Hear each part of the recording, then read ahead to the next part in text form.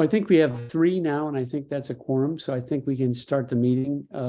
Ed Grumbine is trying to get on and having some technical difficulties. So I'd like to call the meeting at 6:06 to order. We have a fair amount of work to get through, and I'll just first just to say that is an official regular meeting in November. We have it the second Wednesday, and next month we'll also have it the second Wednesday. So for anybody that wants to come to the next meeting, the second Wednesday is going to be the day that it is, rather than our typical later in the month meeting. Recognize we do have a quorum. We have John Hymas and Ed Grumbine have not yet joined us. Ed intends to shortly. The mission we typically read, but I think everyone knows it by now. It's really to pay off the property which has happened, and to in perpetuity protect this property in public ownership. This meeting will be recorded. A visual and audio recording of this meeting will be posted on the Chuckanut Community Forest Park District website. If you do not want your visual audio, if you don't have your visual part of this, you need to turn your camera off or call in. Otherwise, both the visual and audio recording of what you have to say will be posted with that video. Your voice, your likeness, surroundings will be publicly available and viewable on the website. If you choose to speak with your camera off or by calling by telephone, only your voice will be recorded. I'd like to call the meeting to order and welcome citizens and commissioners to this meeting per Chapter 42.30 RCW, the Open Public Meeting Acts. CCFPD board meetings are open to the public. This meeting is of the Chuckanut Community Forest Park District and will be conducted as a hybrid meeting. One open to the public in person at 1108 11th Street, Suite 303, or online through Zoom. Robin and our technician is currently at that address, waiting for anyone that would like to come in to come. Right now, I'd like to call the roll call. I'm Frank James, and I am present. John McLaughlin. Present. Hugh Beatty.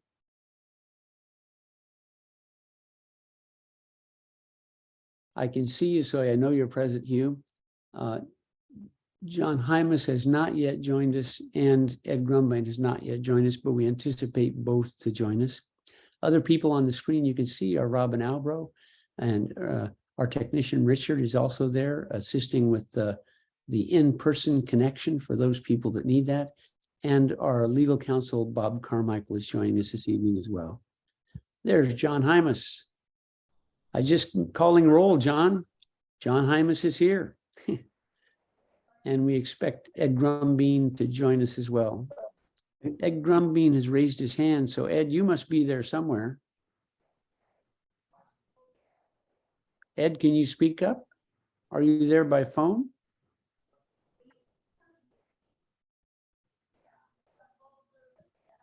I sent him, here he comes now. As he's here, asked to unmute. Ed, it says you've got your video and your and your sound off. No, your sound is on. Ed, there you are. Hi. So we not only have a quorum, we have everyone present. So welcome, commissioners, and welcome, guests. Robin, did you start the recording? She did. She did. Okay, good. The red light's blinking up in the left-hand corner. That means it's going. Okay. We'd like to introduce our new board member, Ed Grumbine, and we have several other candidates that came forward at that time, and they have every intention of joining us at the meetings, and we're very excited to have them. So that Ed is our newest board member. He's officially filled out all the paperwork and sent it in. So I want to welcome Ed Grumbine. Ed is a PhD, does research on issues related to preservation of the ecological integrity of parcels of land, and we're very fortunate to have his expertise on our board, and I'm really excited that you've been able to join us, Ed. In addition, Barbara Zylstra and Chris Granis were also candidates, and we've invited them to join us in every aspect of this as much as they like. And they've been long-term supporters and long-term involved people, and we're excited to have them join us in our efforts as well. Ed, did you want to tell the community and your fellow commissioners any more about you, other than the fact you just got back from Jordan and Turkey? Well, it's a pleasure to join the board, and I hope to be able to make contributions that will forward our work. I'd like to say that when I read the meetings minutes and agenda yesterday, I said, oh, this really isn't for me. But in fact, despite the relative mundane nature of our work tonight, it was pretty exciting. So I'm happy to join with everybody here, and I look forward to getting to know the other board members as soon as possible. Great. The minutes of our last 3 meetings will be presented at the November meeting for approval. Robin, despite having had surgery and despite limited mobility, has managed to do extraordinarily good job of preparing us for this meeting. Some of our things were a little slow to come out. And Robin, I just want to thank you very much, despite that fact that you can't really walk yet, that you have to scoot around, and the fact that you've recently had surgery. You've done an extraordinary job in serving the community and this commission, and thank you very much. We do have those 3 sets of minutes, and if people could review those to make sure you're familiar with them, and then we can bring that up in a bit to approve those minutes once we give you a chance to look at them. So if everybody has had a chance to look at them, when that happens, we can move on. While you're doing that, and I want to just go ahead and say that we're having public hearings on a budget resolution, number 24, and Exhibit A's. A public hearing on the tax levy resolution, number 23, both of which will be separate public hearings, which will open, take public comment on, and then close once we've voted on them. Those will be our main items of business this evening. There is some typical old business that we'll go through as well. Has everybody had a chance to look at the meeting minutes from our prior meetings? Yes. Okay. Why don't we take the meetings of October 26th first? And I'd just like to ask if people have had a chance to review those, if they have any additions or corrections to those minutes. Again, we're looking at the October 26th minutes. All of us were at that meeting, so all of us are free to comment and vote on their approval or modification. We discussed the conservation easement and potential holders. Quite a long discussion about that. The letter from the board written by John McLaughlin to Annalisa Burns, which we will also be discussing this evening. And then we had some new business announcing the public hearing and the taxing proposals and some early discussion of those. And these are very detailed minutes, I must say. And then we had a motion to move forward with those meetings. We also decided to have the joint in-person and Zoom meetings, which is apparently required by law to do both. So I'm happy that we're able to comply with that with our current situation. If any of you in the audience have feedback for improvements, we take it. It sounds like, at least for the present, although we have that in-person option, everybody's showing up electronically, at least so far. Then our routine monthly expenses and consent agenda were in those minutes. Are there any corrections or additions? Do I hear a motion? Yeah, Robin? Oh, I just wanted to say that Ed can't vote because he wasn't here, obviously. And I just want to apologize for the lateness of getting them to you. You know, Robin, then there is a correction because the October 26 minutes say that Ed Grumbing was present. Ed, Good were catch. you at the October 26 meeting? But you weren't a commissioner at that point, even if you were there. That's, So- I wasn't there and I wasn't a commissioner officially. Right, so I think that's a correction then, Robin. The Ed is listed as a commissioner and as present on the October 26th agenda, right at the top. Well, the election supervisor told me that he was a commissioner once he was appointed, and that the paperwork just made it was the paperwork. But Oh, I see. Bob, is that correct in your estimation? I'm sorry, I was reading something from the packet. What was the question? Question is, when does Ed actually become a commissioner? Is it when we vote or when all the paperwork is completed? When all the paperwork's complete, when he's sworn in. Okay, I stand corrected. okay. So then we should remove Ed's name from those minutes. Other than that, are there any other corrections anybody'd like to offer? Well, Then I would consider a motion and a second, if there is one, to. I have approve the a- minutes. I have a minor correction. John, So first, this is in no way disparaging Robin's heroic work to get all these done. I'm really impressed, as always, or even more impressed this time. On the October 28th or September, sorry, I'm looking at September 28th. Minutes, page 9. The second. could we just do the October 26th one Great, first, sure, John? Sure, Since sure. we kind of started on that one? Is That's fine. that okay? Yep. So any other corrections besides removing Ed's name from it for the October 26th minutes?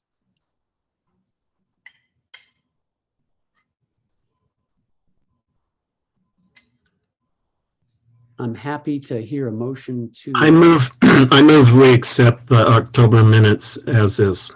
Is there a second?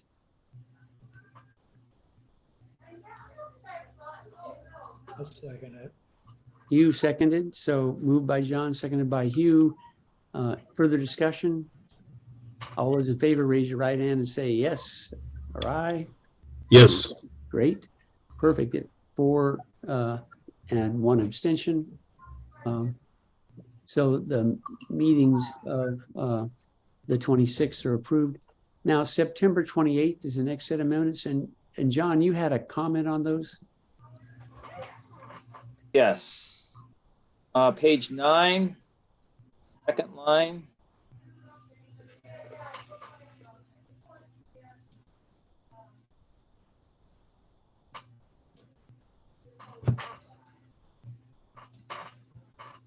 What did you want to change there, John? Oh, hold on, I gotta find it.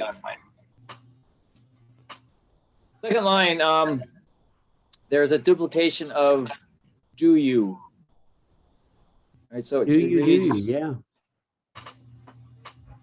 The second line, Robin, about in the middle, it says, what do you, and then do you. But that's really finding straws in big, or needles in big haystacks. I'm really impressed with the work you've done.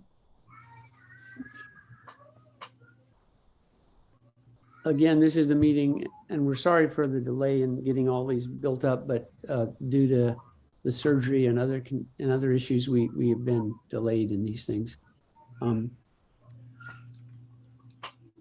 So again, this was a meeting where we talked about the master plan in old business in a fair amount of detail.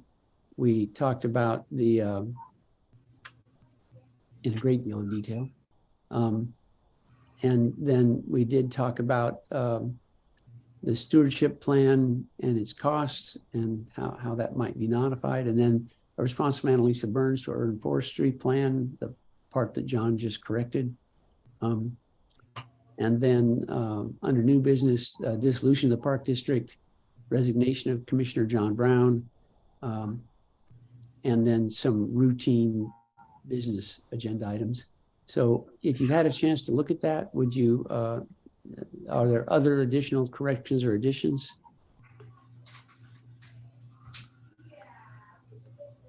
When you're ready, I'd be happy to accept a motion to approve these minutes. Once you've had a chance to make sure that it's right.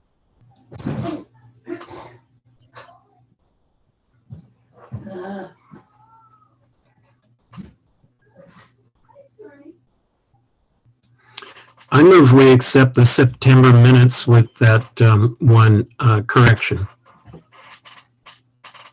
Is there a second? I will second it. Hugh seconds. So John Hymas moved, Hugh seconded. Is there further discussion of those minutes? And Ed, correctly, you do not get to vote on this because before you joined the board, so it's it'll be the 4 commissioners voting. Hearing no further discussion, all those in favor, raise your hand and say aye. Aye. Unanimous, 4/4, 1 abstention. There is one more set of minutes to work with here, and that's going to be the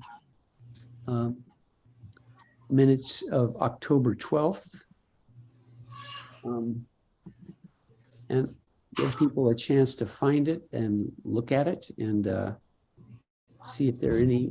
John Hymas, UBD, myself, and John McLaughlin were there. No John Brown. So the 4 of us can review and correct as appropriate.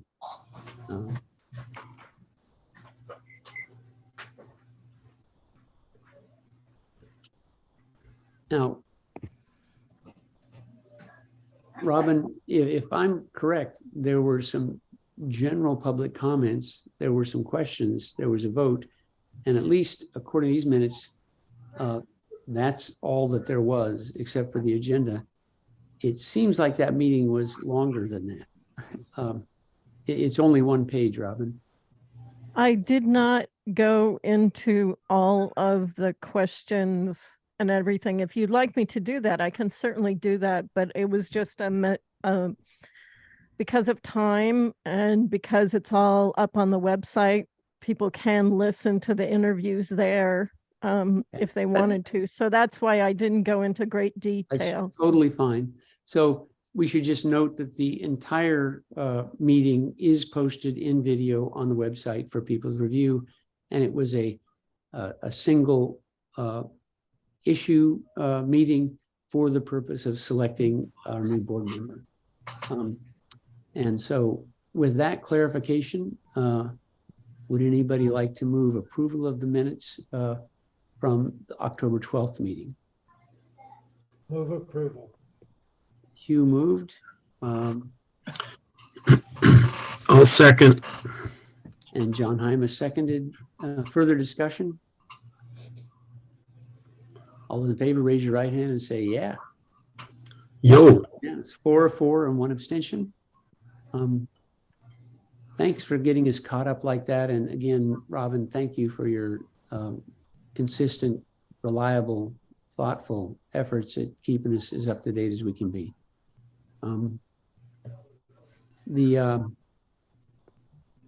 Moving back to our agenda, we've now completed the approval of the past 3 minutes. I think we're up to date now. I'd like to call the public hearing on budget resolution number 24 with exhibit A's and as an open public meeting for public comment. Oh, pardon me, excuse me. I would like to open first general comments, and I would like anyone that has comments that are on the 2 public hearings we're having to hold those comments until we have that part of the meeting. But I do want to take just a minute here at the beginning. If there anybody have comments that are not on these 2 public hearing items, the tax levy and the budget resolution, if you could hold those for that meeting. And Robin, could you see if anyone has general comments? We'd like to give you a few minutes to talk about whatever you'd like to talk about, any topic. If anybody has any comments, yeah, just raise your hand. And so we have Vince. And the raise hand button is down at the bottom in the center, just to the right of the center. And then after Vince, we'll have Christopher Granis. Vince, please unmute and speak up. Yeah, hi. I just wanted to thank you all, especially Ed, for joining the commission. Taking the pressure off of some of the rest of us. But now that the master plan is done and everyone, for better or worse, it is what it is, and we have what we have. And because at this public hearing, we're going to be talking about levies and budgets, I wanted to just bring up the subject of the conservation easement. And I noticed on the agenda that there's not going to be much talk about that tonight. So it just says an update and next steps. So I do want to hear a little bit about that after, because I think there are some of our neighbors out there who don't understand why this commission hasn't gone away yet. So I think we need to have a little bit of public education at this meeting if possible. Thank you. And I want to thank you guys all for your service. Thank you, Vincent, for your long service here on the board and leadership for those years. And just to clarify what Vince is talking about, if people aren't aware, this commission will go away once the property is paid for, which it is, and once the master plan is completed, which it is, and once the conservation easement has been assigned to an organization which can manage it in perpetuity. We've had various discussions with a number of different organizations over several years in moving that process forward. I've reached out to about a dozen other organizations in our due diligence to look at all the possible partners that we might have. And we'll be coming back to a discussion, and I'll do a presentation of which organizations I've talked to, which have expressed interest and which have not, and some initial thoughts about that. And then probably at our next meeting, once everybody's had a chance to talk about these and think them through, invite the ones that are interested to speak further with us. As I said, we've spent a lot of time working with the land trust. We have a deep and detailed understanding with them. I think that's very advanced. Some of these other groups, if they are viable partners, I think we're going to need to take the time to explore that with them. That's what that will amount to. But we do have until September to finish this process. I think it's very important that we select the right assignee of the conservation easement that will defend it. And I'm just glad that we have a number of very viable and very enthusiastically interested parties. Christopher Granis, 3 minutes. I was interested in discussion of the conservation easement. In fact, I wonder if some of the budget questions might depend on what happens with the conservation easement. So I was disappointed that that wouldn't happen before the budget public hearing. I guess I'll not say any more right now and let the meeting proceed. Christopher, so we've been working on it for years, literally, and I think we understand a lot of the detail in it, and we proposed changes to the city, which are currently open negotiations with the city about what we would change while we still hold it, that aren't finished. And then we also need to find a partner that's willing and able to take it on. And as I said, there are several, and some of the newer ones would require more time to mature their understanding of it and our understanding of them. And I think even with the land trust, there's still a bit more work to do to be clear about expectations. And I think any of those partners are going to want a final document to deal with for what the conservation easement is. So I think we need to finish that as well. So we can, I like you, think we should move it forward. The city hasn't been willing to do that so far. I hope that they will now. And There is some people who have an interest in having it not change. There are a number of things that I think clearly need to change, but we can discuss that more fully when it comes up on the agenda. And thank you for raising the issue, Christopher. Wonder if the city decides they don't want to accept the conservation easement that's proposed by CCFD, that the need for a bigger budget is greater than if they do. And in fact, I was reading the conservation easement, the new proposed one, and I came to the terms of the conservation easement, the Title 10 or X, where the city may elect to terminate the easement if da-da-da-da. And I wondered about that. I wondered if that would be legal. Now, it's my understanding that taxpayer paid the CCFD and the CCFD paid the city for a conservation easement. Would it be legal for them to just terminate it? I mean, and that's $3.2 million worth of taxpayer money. My understanding is they can't terminate it, but the termination could happen if we fail to meet our obligations under our agreement with them, in a nutshell. Bob, is But that a fair summary? If the conservation easement is not agreed to by the city before next September, what then? So it's important to understand that the conservation easement is already in place. It's recorded. It's a legally enforceable document. It exists now. It's not something that is anticipatory or we have one. What Frank has been talking about is that amendment to the conservation easement we've been discussing. There's a number of amendments we would like to see made to it, and those have not been agreed to. And we would like to see them agreed to before we transfer the conservation easement to a new entity.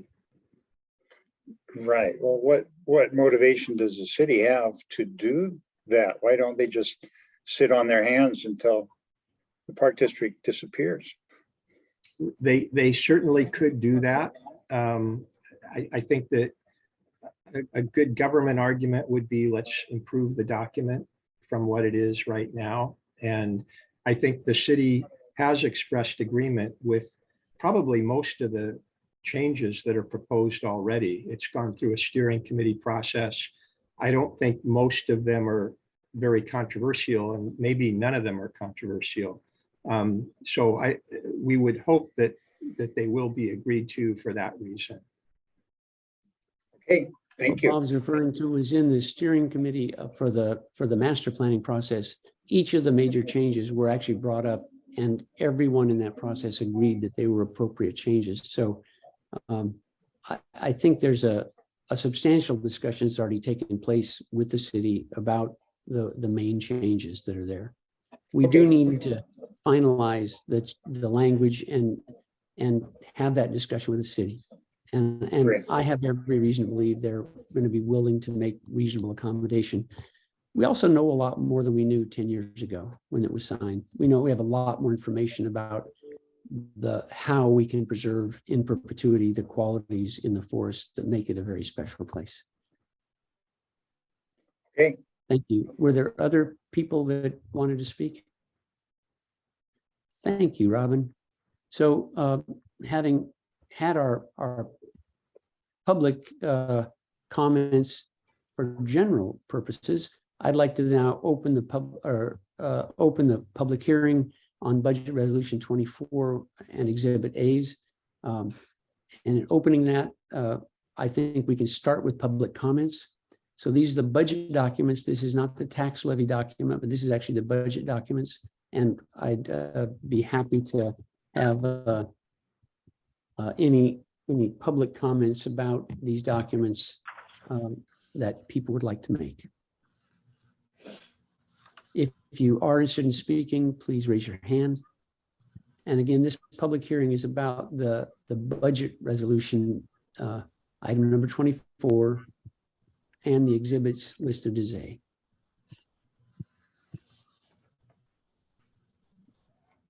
And the second hearing will open in a minute about the tax levy resolution.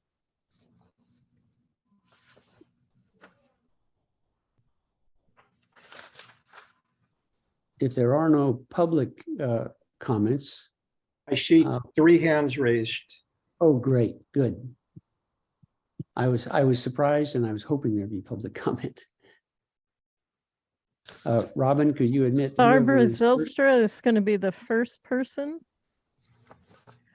And then Nicole Oliver.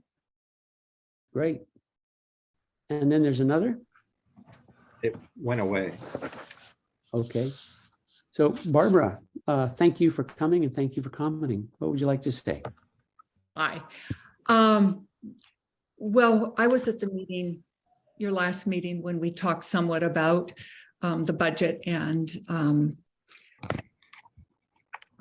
I've been thinking about the proposal to do education and enforcement, and that what I see is having that as part of the budget while the transition is happening would be a really helpful thing to hopefully reset the expectations around this property for public use, and just educating and having what I call like friendly enforcement, more of an, where those kind of overlap, so that people understand about dogs being on leash and people understand about bicycles, both speed and, staying on the paths, that kind of thing. Because it's been kind of, it's been a free-for-all for these years. People, I think, are used to using the woods in a particular way, and we recognize that that's not always helpful to the wetlands and the forest. So I would support the budget and the kind of overlap, because this is a hearing for the budget. It's the tax levy, and I don't have the documents in front of me. But the maintaining the levy at the rate it was this year, the 4.5 cents, would give us enough money to do enforcement and education, and do it in a hopefully a comprehensive way, enough funding for that. So I support that. Thank you, Barbara. Anything else you'd like to say? No. Thank you very much. Mhm. Robin, who's next? Excuse me, Nicole there's, yeah, Nicole Oliver is next, and then after her is Jacob Stewart. Okay. Nicole. Hello. Good evening. Hi. So I am here in my role as the park director for the city of Bellingham. I have looked at the budget for 2022, and I was here last year at the same time to talk about the levy continuing. I believe that your role that has been clearly articulated in the original Metropolitan Park District was to pay back the loan, transfer the easement, and what's the third one? And we approved the master plan. So I feel very strongly that the role of the park district, that as it was established, has been completed once you transfer that easement. We are willing partners in that transfer. We would like to transfer the easement at the same time that we refine it, so we go to council with one complete document.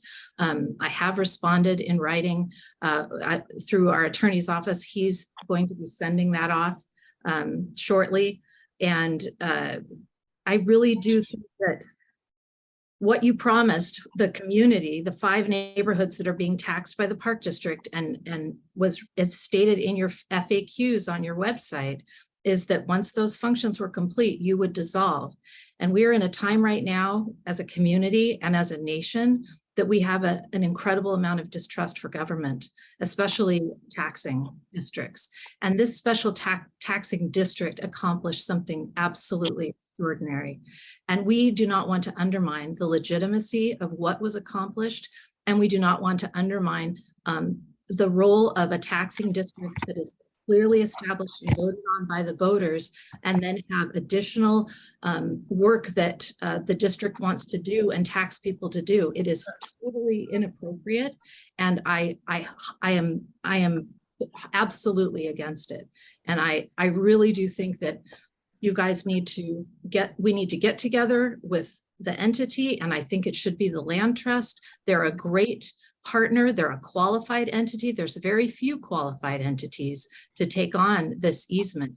And we have a great working relationship with them. You have a great working relationship with them. I think we all together, get ourselves in a room and refine it, transfer it, and be done. And there is no reason whatsoever for you to continue this levy into 2023. That's all I have to say. Thank you. Anything else? Nope. Yes. Thank you. I would like to say for the record that it was 13.5 precincts that voted for taxing themselves. It wasn't 5 neighborhoods. It was parts of 5 neighborhoods. And a precinct is a different political entity than a neighborhood. Thank you for that clarification. Jacob. Hey, my comment is also more of a question. I wonder if you guys could speak at some point tonight to the relationship between your own recommended budget for the next year and the way that works with the 3 levies that are also up. What I don't understand is what those levies are paying for, or what expenses that you might anticipate needing if the recommended budget, which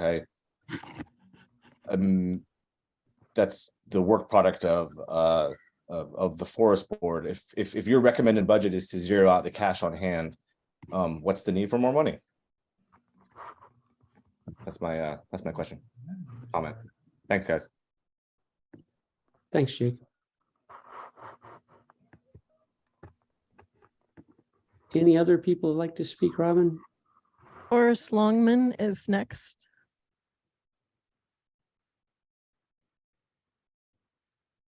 Forrest, please. You need to unmute, and then you can have some time to tell us what you'd like.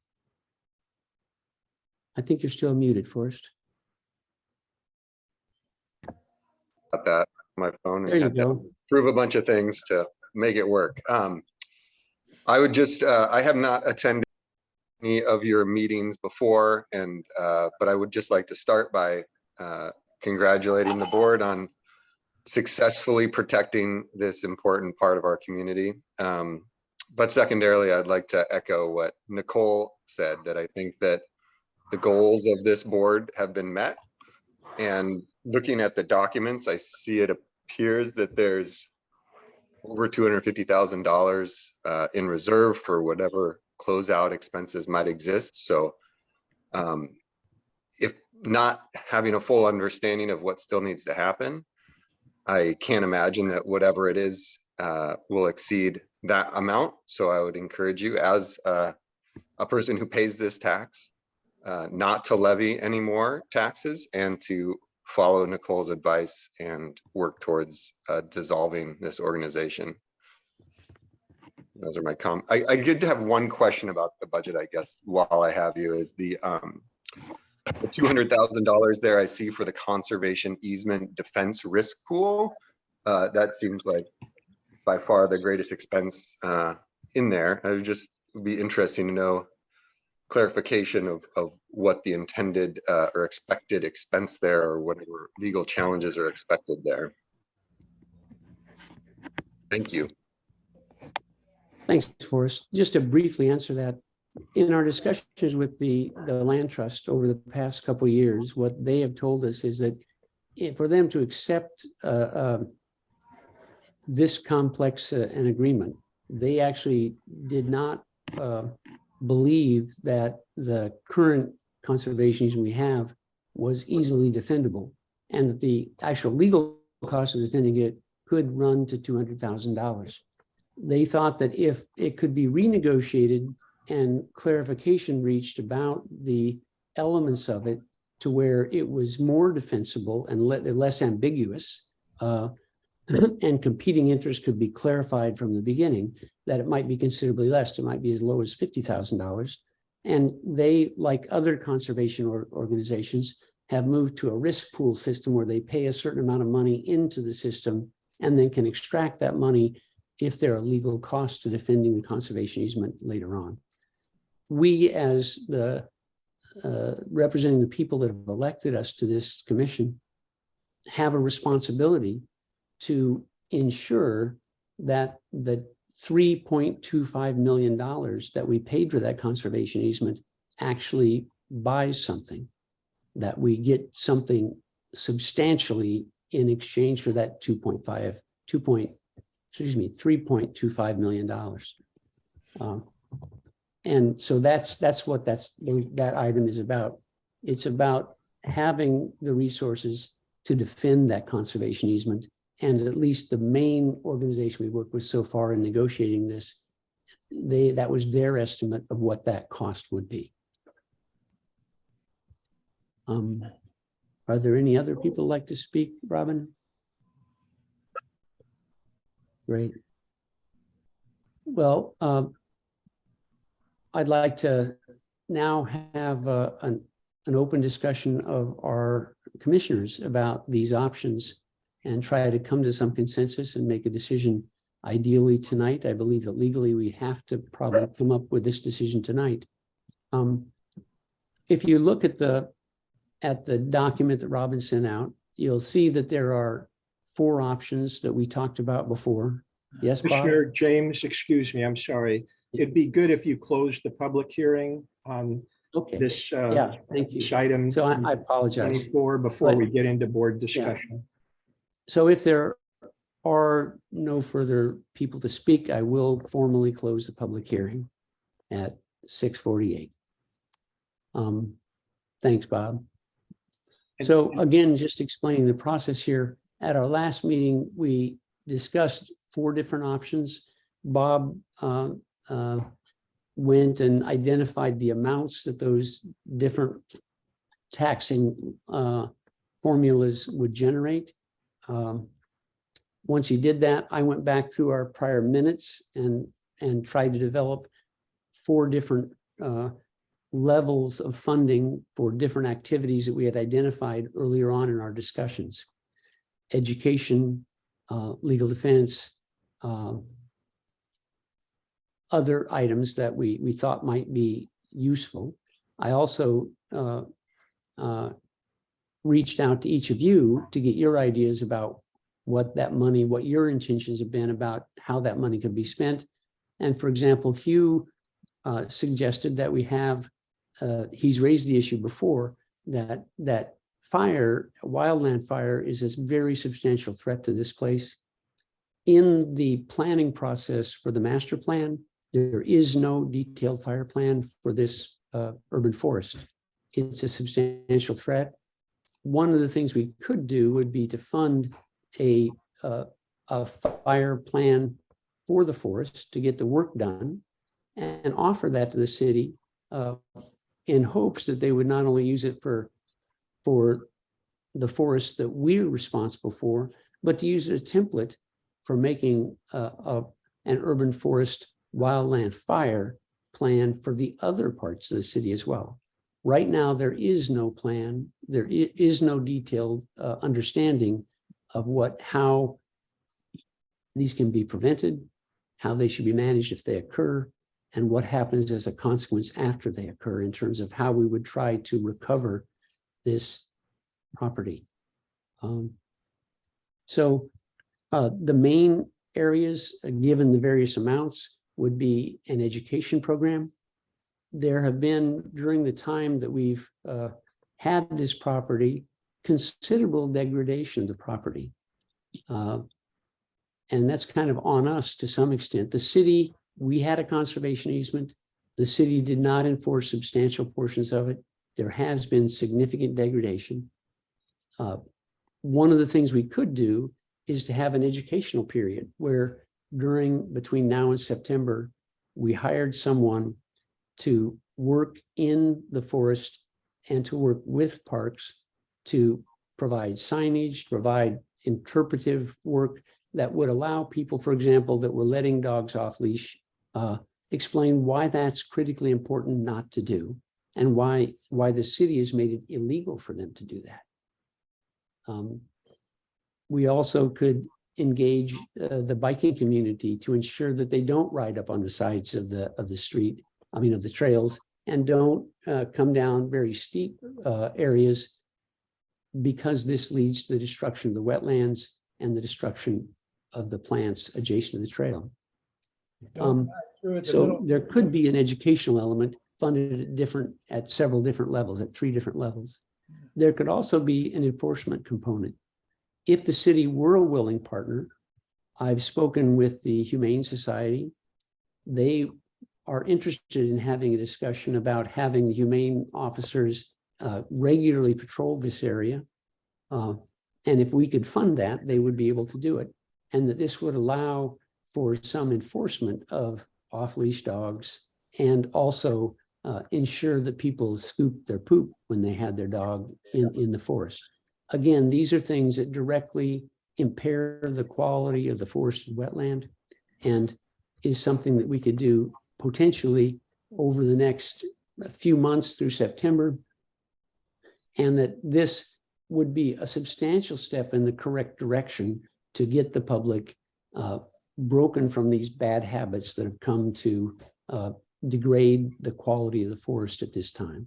So those are the main things that are really in these budgets, and that's the main difference, is at different levels of funding to carry out those activities. I'm happy to open it up for any other commissioner that wants to comment on either those areas, or any expansion or contraction of those areas, or any comments about the relative funding levels. Again, before we talked about funding level of no levy, what has been suggested by our parks director. Funding at the 2.25 cent per $1,000 assessed valuation level, at 4.5 cents per thousand, and you had asked that we also develop a budget for 6 cents per thousand. Now, this is dramatically less than what we've assessed in the past. I believe we had 28 cents per thousand over the 10 years that we had the levy prior to this. So this is a fraction of that. You can see from the various tables the amount of money that this would generate. And I'm happy to open up the discussion from there about what you'd like to say. John McLaughlin, you're muted. Thank you. So as I read these 4 levies, please correct me if I'm wrong, but these are 4 budgets we're talking about now. I'm sorry, the 4 budgets, which then inform the levies.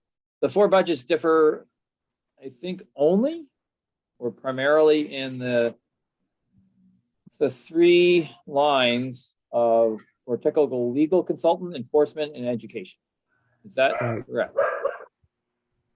That is correct. And thanks for bringing up that additional one.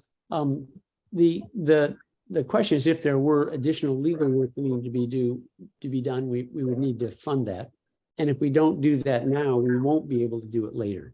The additional thing with legal there was we had a request for all of our communications, a public information request, and that I believe it was around $5,000 or $6,000 directly, and as much as $11,000 total cost. If we had a request like that, we would have to be able to pay for that again. So any money that's left in this at the end goes back to the city. It doesn't, it's going to go to the city general fund. And so It isn't that this money goes someplace else.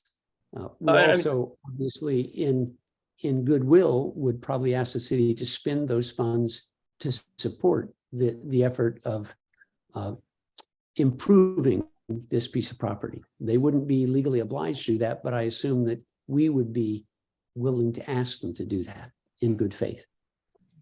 Just asking so- for clarification. Sure. Differences between four budgets, just in those three lines. That's correct.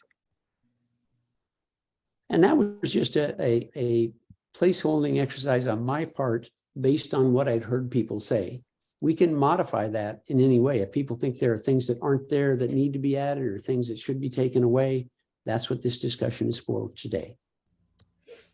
Then my next question, I think you partially answered in your remarks before this, about what those amounts would fund, or what those line items would fund. And so as I understand it, the technical legal consultant would be if we have to meet another round of public documents requests, or if we have a protracted legal negotiation with the city over easement revisions beyond the 35,000 or 30,000 allocated in a previous line in the budget.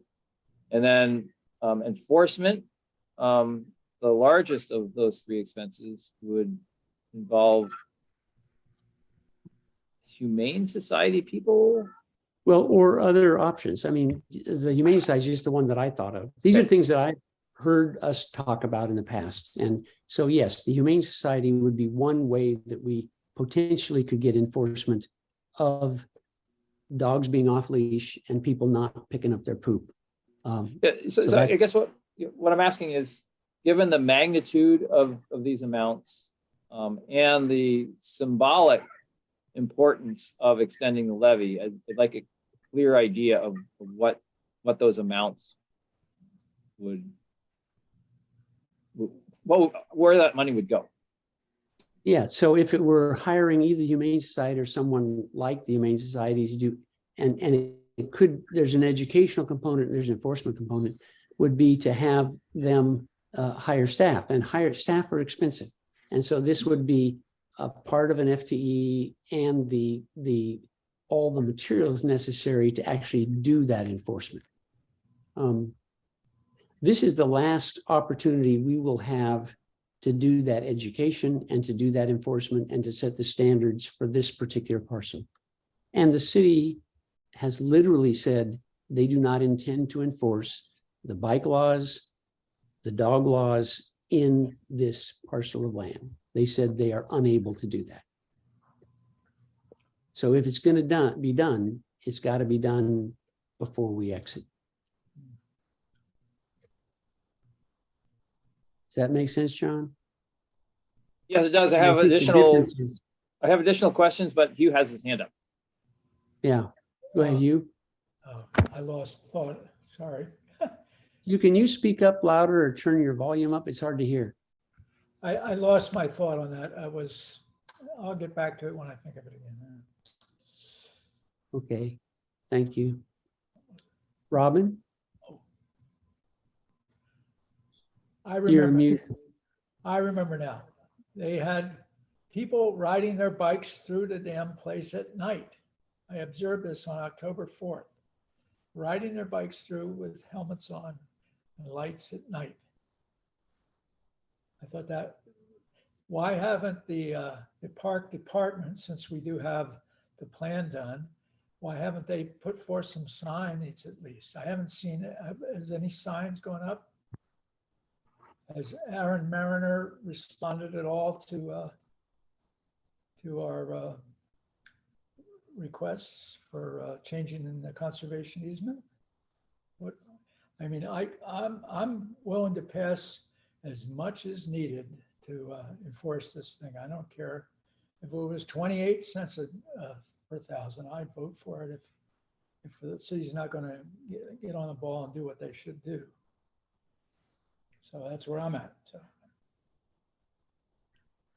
So Bob, perhaps you could update us on where the discussion with Mr. Mariner are? I did have a discussion with Mr. Mariner some time ago, several weeks ago now. I said I would send him the proposed amendments to the conservation easement, which he had seen most of them, but I added additional proposed amendments based on master plan language and a couple other updates. And I have not heard back from him. Okay. Yes, John Hymas. You're muted, John. Don, you're muted.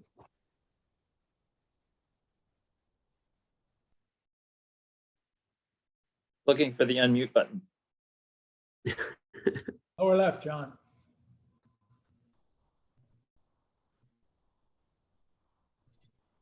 There you go. No, not yet. Can I say something while we're, oh, there he is. Never mind. Go down. So, did the land trust get enforcement money for the last conservation easement? The one next to the 100-acre what? Well, the way that parcel worked was that parcel was actually donated to the land trust. They donated it back to the city with a conservation easement that they wrote. So it was actually the land trust land that was being donated. And I don't know, but I don't believe there was additional money. I'm not sure they had that policy in place at the time they did it. The policy of having this money to defend, what happened was their cost of defending these conservation easements grew enough that they couldn't take it out of there every month, their annual budget. They had to have some other way to fund it. And so that's what's emerged over the past few years. I think subsequent probably to that being assigned was that the land trust has realized they don't have the money to defend these things and they can't take it out of their operating budget. So they have to have some way of establishing it ahead of time. So I think it's a relatively new policy in the past few years, probably before that assignment took place. Thank There's you. actually an issue going back probably 7. Slowly developing and implementing policy, acquiring funds along with.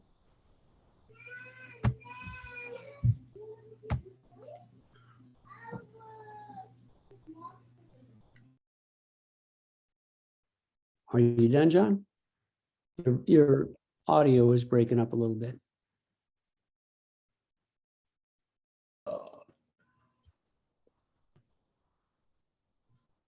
John, you're frozen. Which John are you talking to? Oh, John McLaughlin. Your audio broke up. It wasn't able to hear what you said there. Oh, I'm sorry. The land trust started developing a. Can you hear me now? Yeah. Yes.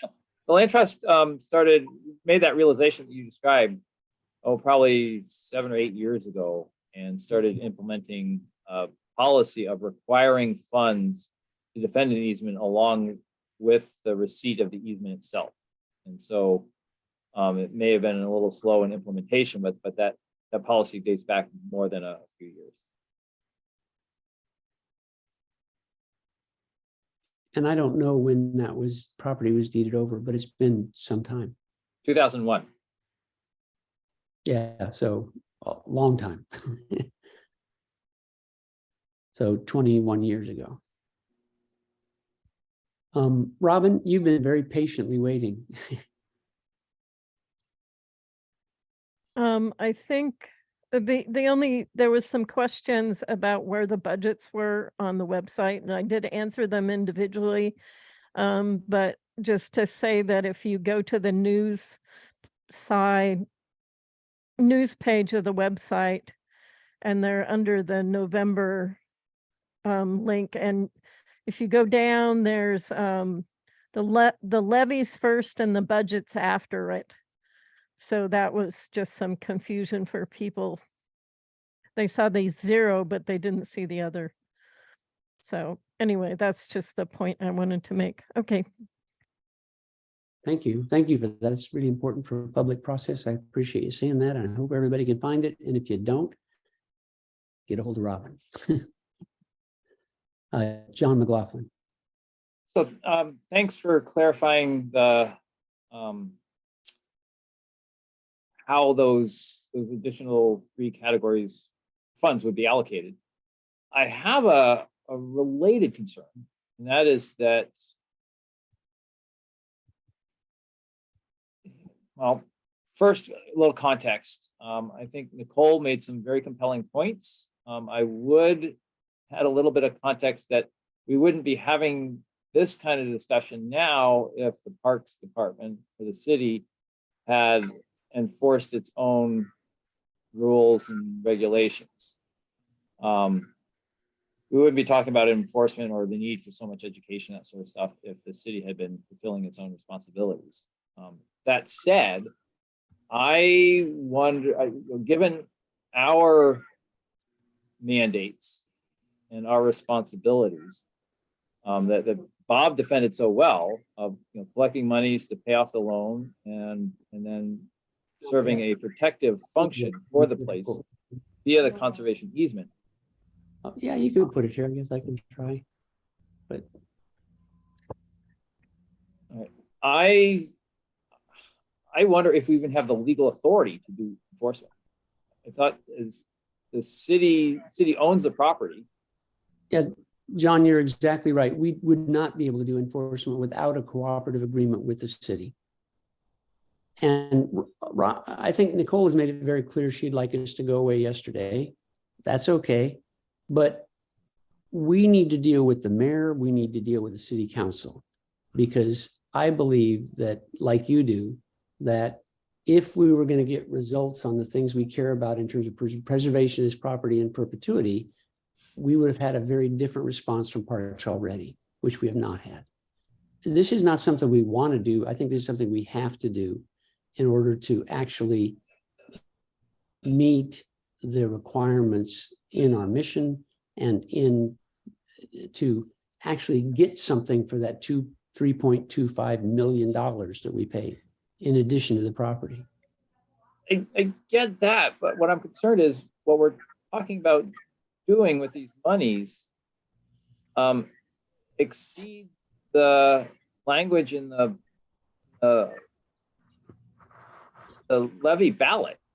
I think we'd be again exceeding our mandates, and in the case of enforcement, our legal authority. If we're raising money, if we're not going to do the enforcement, but the city would with money we raise, again, I'll defer to Bob on this. I don't know if we're allowed to do that. But clearly, our mandate is from the beginning to the end of our existence, which will be through September. And it really clearly says that we will protect this property in perpetuity, and we'll do it in cooperation with the city. Now, obviously, we'd want to consult a lawyer about it. I talked with Bob about this earlier today. He said really clearly, I think he might have misunderstood that I thought we could do the enforcement. I know that we can't, but the city can. And presumably the barrier to them doing that enforcement is not having adequate resources. I'm not convinced of that. They changed their bike policy in development of the master plans. I think it's more than having resources. I think it's also will. And if they don't have the will, even if we provided the money, then it's not going to happen. Well, the Parks Department and the elected officials in the city are different. Parks may not have the will, and I think from Nicole's comment earlier, she has neither the interest nor the intention to do anything but accept it as is. I don't think that's where we need to stay. I mean, we are elected to represent the people that are put the money on the table. just like the city is elected. We are equal in that sense. We are elected people representing citizens who have put money towards something. And the question is, what do we get for $3.25 million? Clearly, we get a nice piece of property. In addition to just the property, and we went all the way to, not through, but to the Supreme Court, clarifying that our role was not just in paying off the debt. Our role is to protect the property in perpetuity and do whatever it takes to do that. There are other very nice parks that have all the protections that the city wants to give to this park that don't have a conservation easement. Again, what do we expect for that? And I don't think we go to parks to ask for that. I think we go to elected officials, and including the mayor. I get it, but if people are out violating the easement, I don't think it's our prerogative to hire cops to go and arrest them or detain them or otherwise prevent them from doing that damage. That's what the city does. So, John, could I answer your Yeah. question? Please. Because, yeah, Frank asked me this question this afternoon, and you're asking the same question. I'll give you both the same exact answer. The city is responsible for enforcing the laws in the forest. They're responsible for managing the forest. The Park District does not have an authority to do that. We don't own the land. We have a conservation easement. What I did say was, if the city were amenable, the Park District could help fund a position, part-time, full-time, whatever, for some level of education or enforcement. We would have to have a separate agreement with the city to do that.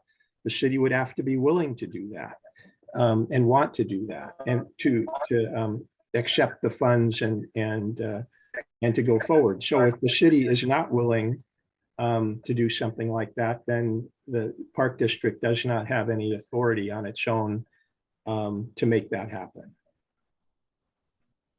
Right. So, John, I think your intuition was correct. That's the answer, is that we couldn't and wouldn't do it. It would be the owner of the property, which is the city. If Frank? we then extend levy to pay for something, I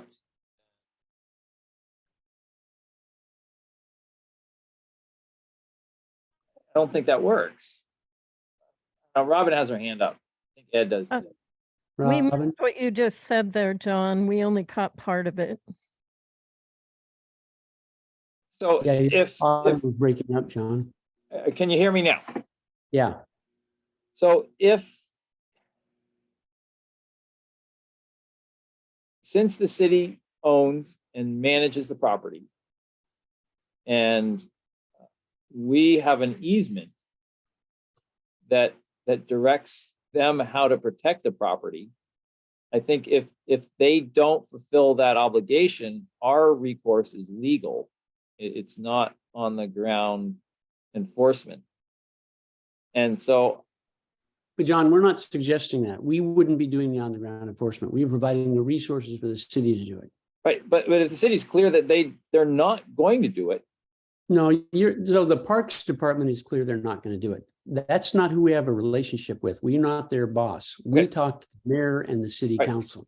Okay, so before we extend a levy, on the payers of these 13 precincts, do we have any agreement from the council or the mayor that they would be willing to go forward with this kind of thing?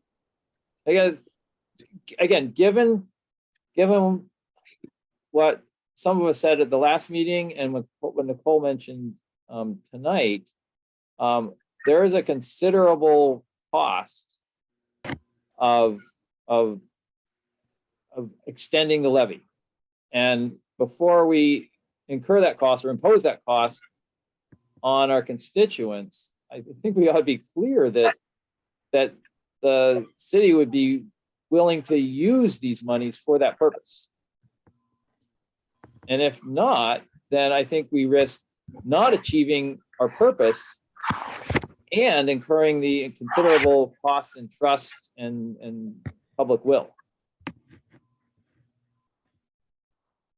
And I understand that, you know, we need to make a decision on this tonight, but I would feel very uncomfortable making a decision to tax people to acquire money that we cannot spend or that the city will not accept.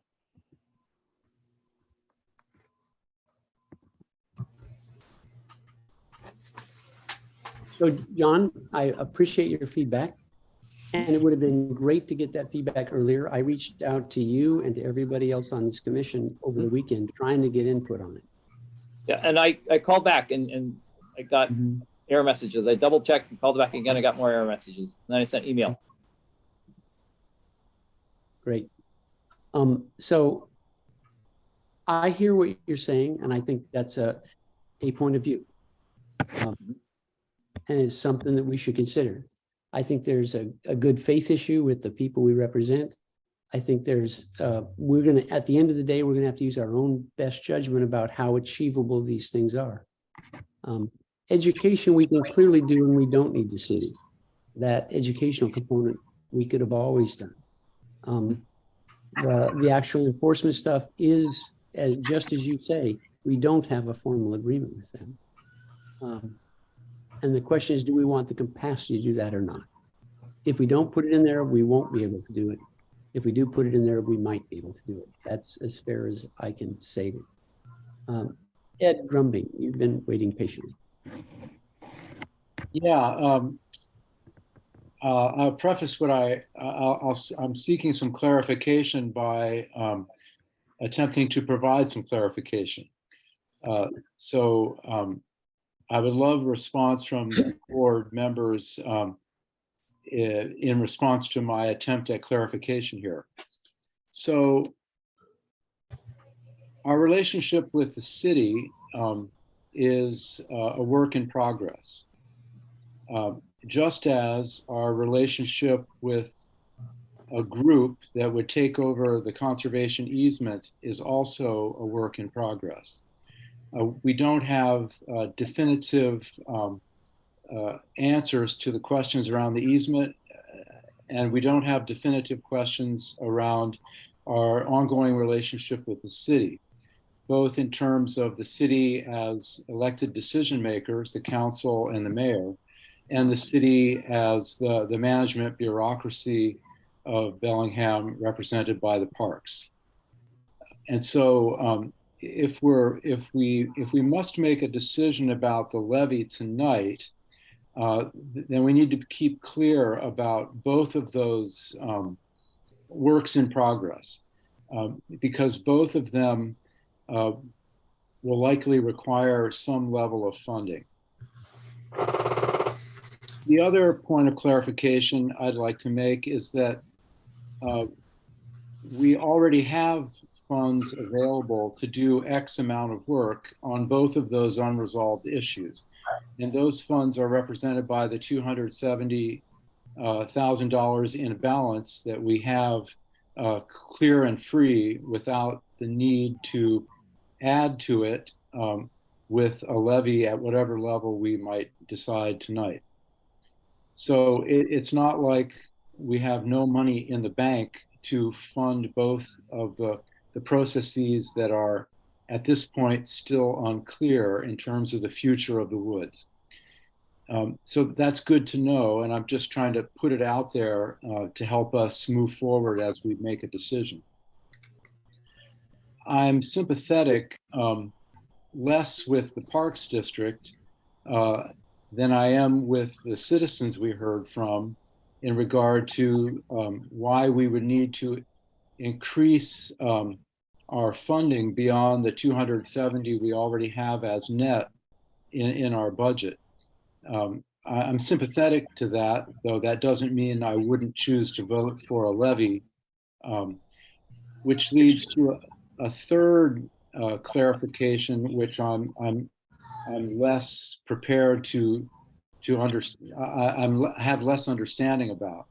The way I work with budgets is that I have a certain amount of money available and then I matched that money up with specific projects that I could spend it on.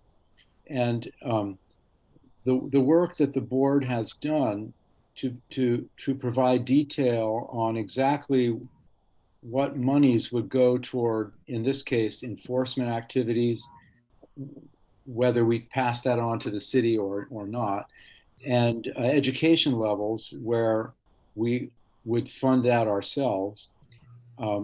It's unclear to me the specifics of what the costs would be that would then influence our decision to add on to our 270,000 balance with additional levy funds.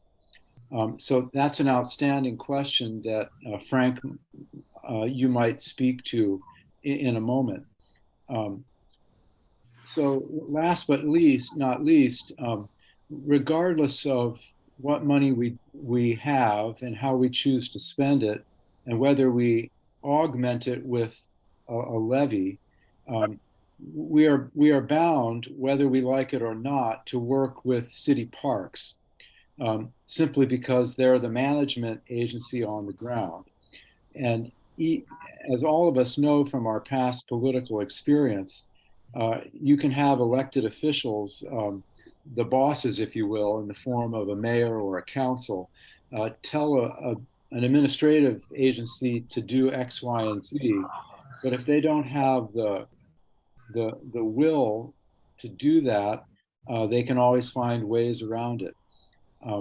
I've seen that happen with city parks, with state parks, with national parks, and with those different parks in different countries. And so we have to be very careful in terms of our relationship with city parks, despite what I might label as their disingenuous remarks this evening in regard to how this board might continue to function or not, when, as we all know, the city parks has not taken on their responsibility to do the management that they already have been charged with. But we have to be realistic about that. So finally, I would say that despite whatever decision we make about levies tonight, we have two major actions that we need to attend to as soon as possible. One is getting together with the city to find out exactly how much they're willing to work with us. Nicole mentioned that a meeting with city parks and the land trust might be something that we should work toward as soon as possible, which leads towards the conservation easement and any amendments that we might wish to attempt before selecting a partner for the long term. So I say these things in sum just to try to get clarification on the various positions that have come up this evening, and I'm happy to get feedback or more clarification from fellow board members, and I'll end my remarks there.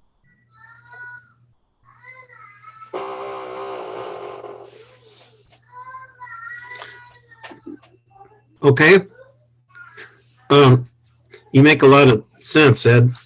And I was thinking about it, the last meeting, Frank mentioned the Nature Conservancy likes to use as a steward. That's nice, and I think it's a great idea, but what does the steward do when he sees violations? He tells the city or parks. So, I mean, we're stuck. I don't know. I think that the land trust is becoming kind of good old boys with the parks, the way it sounds to me, and they aren't big on enforcement. So I think we're between a rock and a hard place as far as that goes. And so, I don't know, maybe we ought to, do what Nicole says and meet with the land trust and parks and the city and try to work something out. But I don't know. I mean, I'm not really wild about continuing taxation either. But Bob might have a better idea about what we might run into and why we may need more than $270,000. John McLaughlin? I have a suggestion for a potential way out of that rock and hard place squeeze. So as I understand, Frank has articulated quite clearly and compellingly the concerns of the park district, of the city's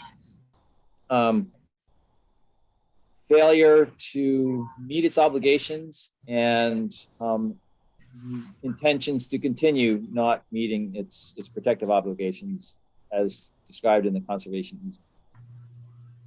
At the same time, the city, and so that's our concern, and we're wrestling with how to respond to that. The city has a concern. They don't want us to extend a levy. They're concerned about greenways. They're concerned about all the other reasons why they're going to ask taxpayers to pony up more money in levies.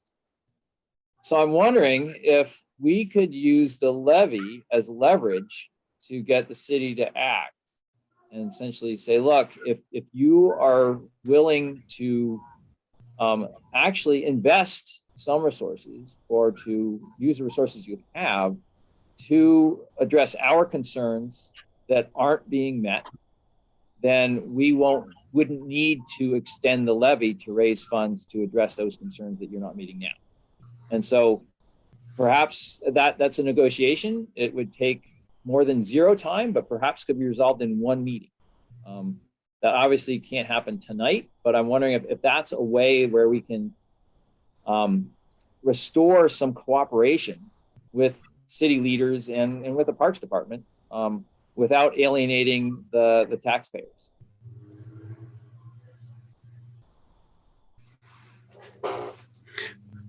I think also another bit of leverage possibly would be bring up Northwest Indian College as a third entity in this deal.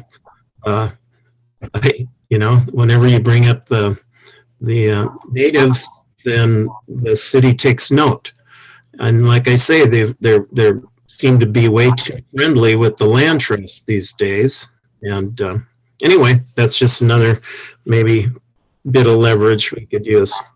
I think that's an important consideration, but I think that actually unnecessarily complicates things. Because right now, it's a difference or conflicting issues between us and the city. Again, going in both directions. We're frustrated with their lack of honoring or enforcement of the easement, and they're frustrated with us for proposing to extend the levy. And so if we throw in the third party of the easement recipient, I think that just complicates things. But so the easement recipient, it's just due diligence to look as far as you can and to include as many options as possible. So I spent the past week, I've contacted over a dozen organizations. I've had detailed discussions with them. I provided many of them information about what we've got so far. And there are a couple of other very reasonable choices for us to consider. I've looked at national organizations that have local contacts. I've looked at various local organizations. And we're going to have a report about that when we're done with this. But just to let you know, I think there are other very viable alternatives to land trust that we should critically evaluate, and that they may be a better fit than the land trust, actually. But the land trust is a perfectly good, legitimate organization we've done a lot of work with already. We've got it very close to the goalpost. And I think if we could have agreement with the city and the land trust about the details, I think that clearly could go forward. But they're not the only options that we have. And it's not a mean-spirited thing. It's a thing that who can do the best job? I mean, the land trust does have ongoing negotiations about a variety of other issues with the city. So we become a bargaining chip at one level. The land trust has not been good stewards even of their own conservation easement on the property next door. You know that, John. the other options, you know, and it's clearly Northwest Indian College is a viable choice. I think they meet the legal criteria. I think they have a strong interest. I think they would do a good job at it. But there are others. And I'll talk about those, both national and local, that I've contacted and what they said. And I don't know if we need to bring that in at this point, but just know that I think the land trust is a very viable choice. I think what we all bridle under and don't like is the idea that the city and the land trust is making a deal behind our back, sort of, that they're going to decide what happens there. And we have an obligation to the people that elected us to actually achieve some goals that aren't subject to some other higher goal that the city or the land trust might have. I just think we need to think about those. So do we need to decide that before deciding this? I don't think we can at a practical level.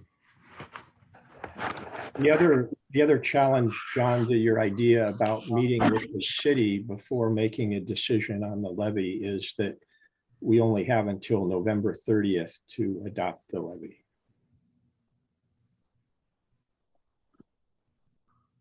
If we're going to adopt one.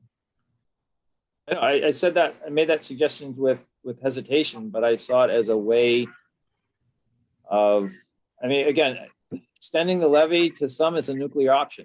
And if we can achieve our goals without resorting to that, I think. John, why is extending a levy a nuclear option? I don't understand that language. I've received comments from constituents questioning, you know, why we collected the levy this year. And I tried to explain that. And certainly if we continue to collect the levy when the loan's been paid off, a lot of people don't understand that.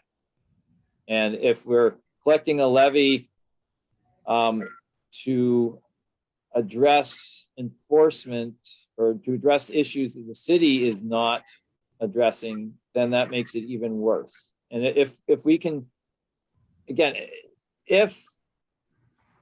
maybe it would take one meeting, but if we could basically say, look, you want something and we want something, and here's a way in which both parties can get what they need, then I think that can work. And I think that would make the city happy, it would make us happy, and perhaps most important, it would make all the constituents that enable this in the first place happy.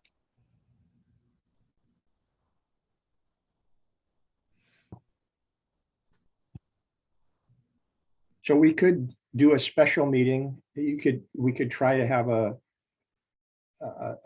meeting with the city if it's willing. I would note that Nicole Oliver has had her hand up for some time, and it might be good to hear what she has to say.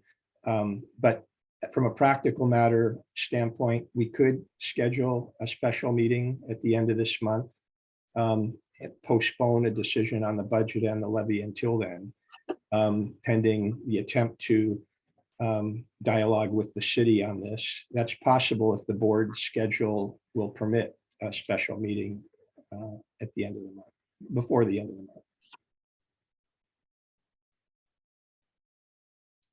We could have a meeting in a week on the 16th. I don't know if that's soon enough, but.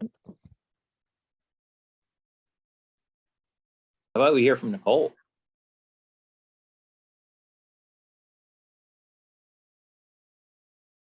I don't think we caught that, John. Bob's suggestion, Nicole's had her hands up. That might, I don't know what she has to say. Her input might be really informative at this point. Sure. Robin, do you want to let Nicole back in to talk?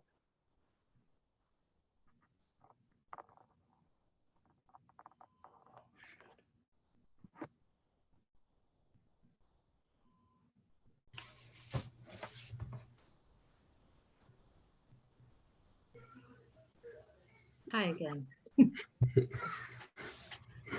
So a couple of things. I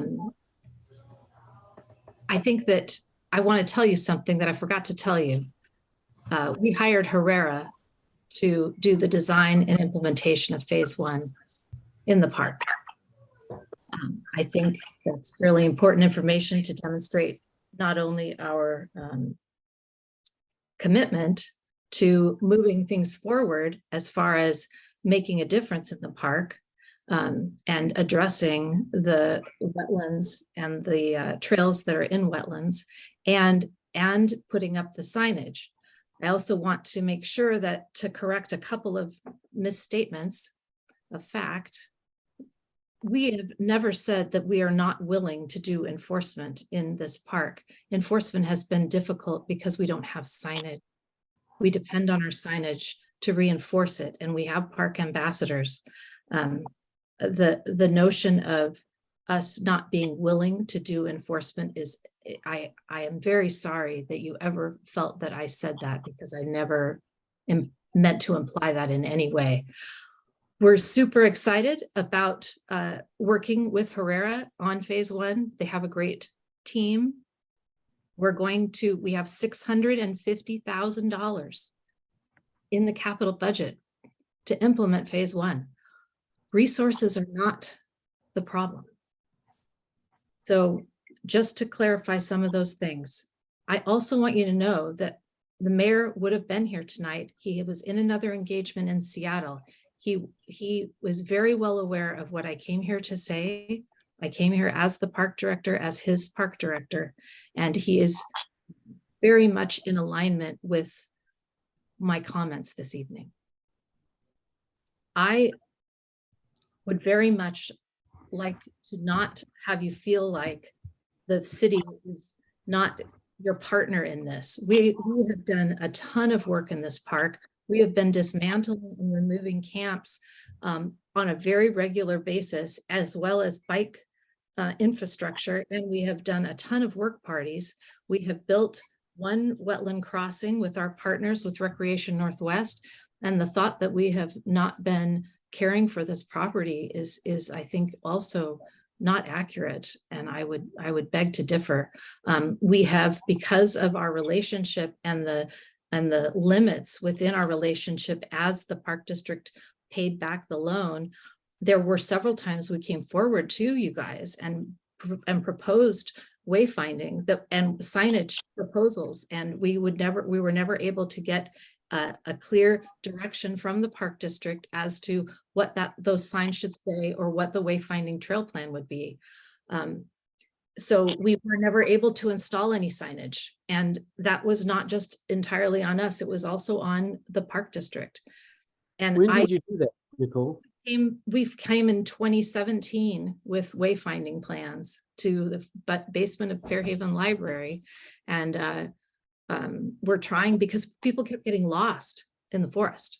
So we really wanted to put up some signage, but we could never quite agree on what the trail plan should say, because it's a little bit hard to, make that commitment to a sign that says this is the trails when there's so many trails that we're encroaching in very sensitive areas. So it's hard to kind of overcome that. You know what I mean? You're putting that on us. We didn't decide. No, I'm saying that we did try to put up signage. That's all I'm saying. But we were able, under the current rules of our interlocal agreement, we were not able to do things like that without your permission. And we weren't able to come to an agreement on the trail wayfinding. And I'm just saying that we have been doing everything we can to be stewards of this property, and we're committed to doing that in the future and continuing to do that and doing it in a much more meaningful way now that we have an adopted plan that sets forth how we're going to do that. And we're going to be getting in there and designing the trails and working with your consultant who wrote the stewardship plan to help us and guide us in that work. And I'm really excited about that. And I also want to make sure that you understand that my concern about the Metropolitan Park District is not because there's not valid and important work to do that we all want to do. It's not that. It's that we have an obligation to the taxpayers to be very conscientious in doing what we say we're going to do when we ask them to be able to put forth money on their taxes to pay for things. And we can't add things to the mix that weren't articulated when they approved the tax, because that undermines the legitimacy of a metropolitan park district or another taxing district. And that is my concern. It has nothing to do with the fact that we need more education. We need more enforcement. We want to do those things. And the ways that we're going to get to those things is by implementing phase 1 of the master plan and actually getting the trails out of wetlands, starting to mark where people can go, starting to do planting and putting up wayfinding and putting up some notices and fencing on those sensitive areas. And I mean, we're actively ready and willing to be partners with you. And I am here at the mayor's knows exactly where we're at with this. And I don't think I have anything else to add, except that everyone's really excited about getting to work, and to starting to actually do things. And oh my gosh, I can't believe you think that I am shocked that the Humane Society said if we just paid them, they would come and help us with enforcement, because they have helped us on the interurban trail several times with like some targeted work. But we have been putting our money and we have been building up our park ambassador program to help us with enforcement in the parks. But I want to make sure you understand that we've got a real lack of labor right now. So the idea of being able to hire someone in the security field is, I'm not sure if you know how hard that is and how many different people are being hired to help supplement the lack of police in our community right now and in many communities. So I just wanted to also add that. Thanks. Robin, I have 3 specific questions. Okay, I'd love your answer for. When will the city enforce off-leash dogs in the Chuckanut Community Forest? When will they get poop and scoop effectively enforced in the park? When will they limit bicycle speeds to 12 miles an hour, or 15, whatever it is? Currently, there's a whole group of bikers who think it's their job to put their impression on this. They go through in a large group. They go through day and night. They're specifically violating the things that were called out in the review of why bikes damage forested wetlands, by being there at night and by being there in large groups and by going so fast. Hugh has seen them. I've seen them. Ed has seen them. When are you going to do something about that? If you want to enforce it, we've had this conservation easement enforcement for 10 years. When are you going to start enforcing those things? The rules have always been, the rule in the forest has always been dogs on leash. We just instituted the 15 mile an hour speed limit for bikes when we allowed e-bikes on our arterial trails. And those signs, along with trail courtesy signs, are being installed along the arterial trail network. We are not putting in a whole bunch of heavy duty big signage into that park, into 100 Acre Wood. That's the signage is part of phase 1. So we just hired Herrera. We are negotiating a scope of work and a timeline, and signage is #1 on the list, along with installation of the dog waste right station. now, the last time I was there, I saw 4 dogs. They were all off leash. And every time I'm there, which is often, I also ask people to please put their dog on a leash. And I hope that everyone does that. And the way we need to work together as a community is peer pressure and helping to enforce things and having those signs up that remind everyone what the rules are. And that's all we can do. But those things are really. You're not going to do enforcement then. Is that what you're saying? That's what we're going to do and put signs? I'm not saying that. I'm saying that the signage helps provide our park ambassadors with the tools to remind people what the rules are. But Frank, these things are outside the scope of what you're here to talk about today. And I would love for you to open up your public hearing on the actual levy amount. That I just wanted to remind everyone that we are committed partners. We are committed owners of this property.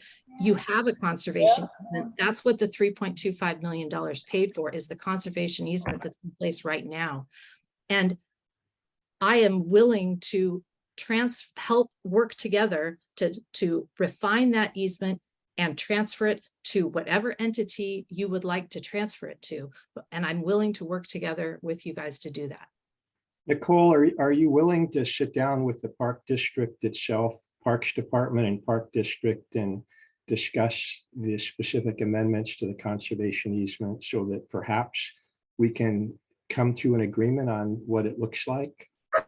And when I went through the revised amendments that you submitted to us, the main problem that I have is that there was an exhibit with a trail plan. And I don't know how we can identify what the trail plan is when so many of those trails are going to need to be moved and redesigned. Mm-hmm. That's my main concern. Okay, thank you. That's helpful, but that wasn't my question. Yes, I'm willing to sit down, but I think that the negotiation, I think that you guys need to pick your entity and we need to get together and do it all together, because whatever easement refinements we need, we're going to need whatever entity you decide. And I respect your process to pick your entity to identify, to transfer this easement to. But we want to make sure that whatever that entity needs to also be in there, we know what the land trust needed and you incorporated that in your amendments. But I think we need to do it all as one. And that's what our legal department would like to do. Yeah, I understand that. And I get it. My concern with the approach that has been taken so far is that I think it's causing unnecessary delay. Because if what you said is right, that you basically thought everything was okay except for the trail plan, we could sit down and say, okay, everything's accepted except for the trail plan. And that would be a huge win in a one meeting negotiation. We could say, it's all good, it's all done. Now we just are talking about the trail plan. We would be so much farther down the line if we could do that. So if you're going to insist on the Parks District, as I've told Alan Mariner, I'm trying to help facilitate this to make it move forward. But if you're going to take the position that we have to have our entity decided upon, and then you have to meet with that entity, you've heard Frank say we have a due diligence process to go through. They're going to, and that's going to take time to go through that. Mm-hmm. I think that if we got the conservation easement in a position where it was acceptable to the Park District and the city, which based on what you just said, I think we probably could in short order, we can bring in an entity then and probably have the Park District dissolved well before September and save the taxpayers a lot of money. But by saying we're not going to talk to you until you get an entity, everything gets pushed out. I'm not saying that. I'm saying that I think that it would be a better way to go about it. And I don't know how long it's going to take for you to evaluate the potential keeper of the new easement. I thought the last time we spoke, we were talking about Rand Jack's personal signage preferences in the forest. So I thought you guys were kind of on that path. We might get back to that, but I'm just trying to move it. Well, Nicole, we are on that path, but the reality is the thing that the land trust told us is our conservation easement is not defensible. That's why they threw the $200,000 requirement at us. And that's the problem. We need to get that cleaned up before we can have a reasonable discussion with most of these players. I mean, I don't want to overstate my approval of all of the changes that you made. There were some things that there was a couple other tweaks, but in general, I didn't see, and I know Alan has also reviewed it, and he will within the next, I know it's on his list of things to do, was to get that back to you and try and sit down and have a conversation. And I'm kind of also relying on our legal, on the city attorney and his expertise in negotiating the city's concerns with this easement. So I want to make sure that he is kind of leading this. It's not, the Parks Department doesn't negotiate land rights. The city attorney's office does, and then it's up to the city council. So I'd ideally, in a perfect world, I'd love to get us all together on the same page and bring a transfer and an amended transferred easement to the city council. And I just also want to also put out one little thing. The interlocal says that once the city petitions the park district to dissolve, which happened on September 16th, they have up to a year or they lose the conservation easement. That's And right. there is nothing that is not gonna, I don't, there's no way I want that to happen. But what I'm trying to advocate for is that I think we're really pretty darn close. And I don't think that some of the other passions that this group has are properly going to be manifested and make a difference through the park district, because the role of the park district didn't include those other things.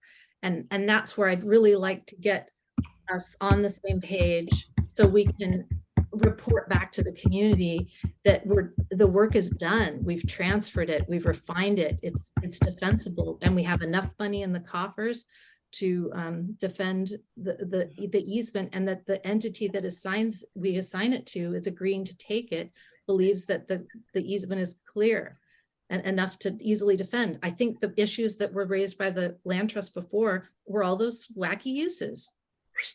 You know, we've clarified that. So I think we're close, but this determination that you guys have to continue to tax the community, to continue to have, you know, meetings about things like paying the Humane Society to enforce dog off leash is a little bit out of hand. And that's why I get a little bit upset when I gave my comments, because it undermines legitimacy of the importance that you guys accomplished, which was just so awesome.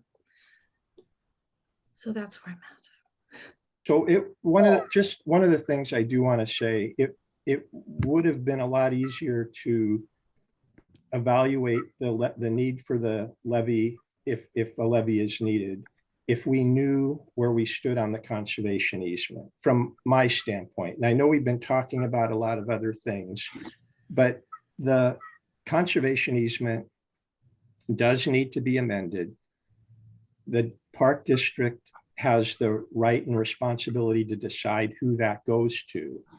The city doesn't get to approve who the park district assigns the conservation easement to, as long as it's a legitimate 501c3 corporation. And the only way the city could stop us from assigning that conservation easement to an entity of the park district's choosing would be to sue the park district. That's the only way, and you know, then we'd have a legal fight. And have we budgeted for that legal fight? No, you're telling us we shouldn't be levying anything. So you the city has put the park district in a difficult position with respect to the levy decision. If the city would have met with us, we've been asking to meet to resolve these conservation easement issues. We could have, and we still could. We could narrow it down, I think, based on what you're saying, and maybe even knock out 100% of them. But by putting the requirement of, we're not going to talk to you unless you bring in the entity that you're going to assign it to first, and we all talk about it at a table. While that might be ideal in a normal situation, it's not a normal situation. We're dealing with a time limit here, and we all know what that is, and we're dealing with the need for a levy if we have to expend money to accomplish certain objectives. So if we could get understandings with the city, I agree, we wouldn't need a levy. And it's going to be up to the board. But right now the time is not on our side. And that's why I think John McLaughlin has a reasonable suggestion. Although it's hard to imagine everything coming together before the end of November. Trying to see where we are with the city would have been a lot easier in evaluating this decision. And I'd still be willing to make time in my schedule to do that if the city's willing. Well, two things. I did not know that you were having a public hearing on the budget to change the levy until yesterday. So that's one thing. I didn't. That's an annual thing we have to do by the end of November. I thought that you approved a 2-year levy in December. So the notice that I got, the agenda was posted and was sent to me yesterday. So I know that there is other stuff that we're working on at the city. So we do have other things that are take up a lot of our time, and it has, Ellen has, and I have talked about it. And I think we talked at your last meeting about getting you and Alan and Ranjack in a room, but I don't think that you're there at that point anymore. As an idea, I listened to your last meeting, and it became clear that that wasn't where you wanted to go. After I left your last meeting, you were going to be evaluating other entities, and I know that Alan's comments about picking that, transferring first and then renegotiating it did not go over well, and I understood what you were saying. So I can talk to I can bring back and try and schedule something. I don't think we need to have a whole public meeting about it. I think you need to have your attorney and one of your board members and designate it to see if we can sit down and see how far away we are on the easement. And I'm willing to do that within the next week. So, Nicole, I think what we need is pretty simple. We need assurances that there will be adequate enforcement to prevent further degradation of the forest wetlands. And that means controlling off-leash dogs, scooping the poop, and limiting excessive bike traffic at speeds and at times that are known to be injurious to the wildlife there. We need that. We need to move forward with revising the conservation easement. We went through all this in the process of the master plan and agreed to it, I thought, virtually all the changes that were needed. I mean, so I think that's easy. We've kind of already done that work, but we need that close to done before we can negotiate who was willing to defend it. If we can get that part done, forget about the trail plan. That all trail plans are figurative until a definitive one is made, and that hasn't happened. We've worked really hard. I've worked hours and hours trying to offer model trail plans that could work, but that's not essential to the conservation easement. I think we can get that worked out. So, and moreover, I think we all want to go home. We don't want to keep this thing alive. Certainly, we don't want to charge people more money to keep it alive. In terms of taxation, we don't want to do that. And the sooner we go away, the better chance there is of the Greenways levy actually passing. I mean, we all know that. And we're all fans. We've all worked on the Greenways levies. We want that to happen. And the sooner we go away, the better. We know that. So if you can meet us halfway on these things and come up with reasonable proposals, we can go away really fast. All this money about education, all this money about enforcement is to do things that we believed honestly, sincerely, that you were not going to do.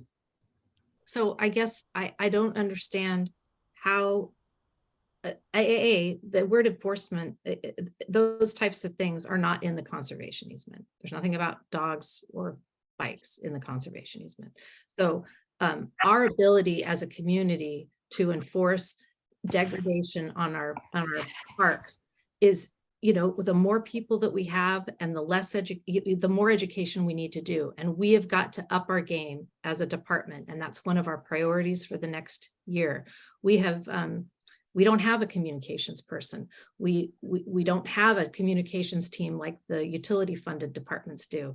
And I would love to have more communications towards things like that, but we are doing what we can.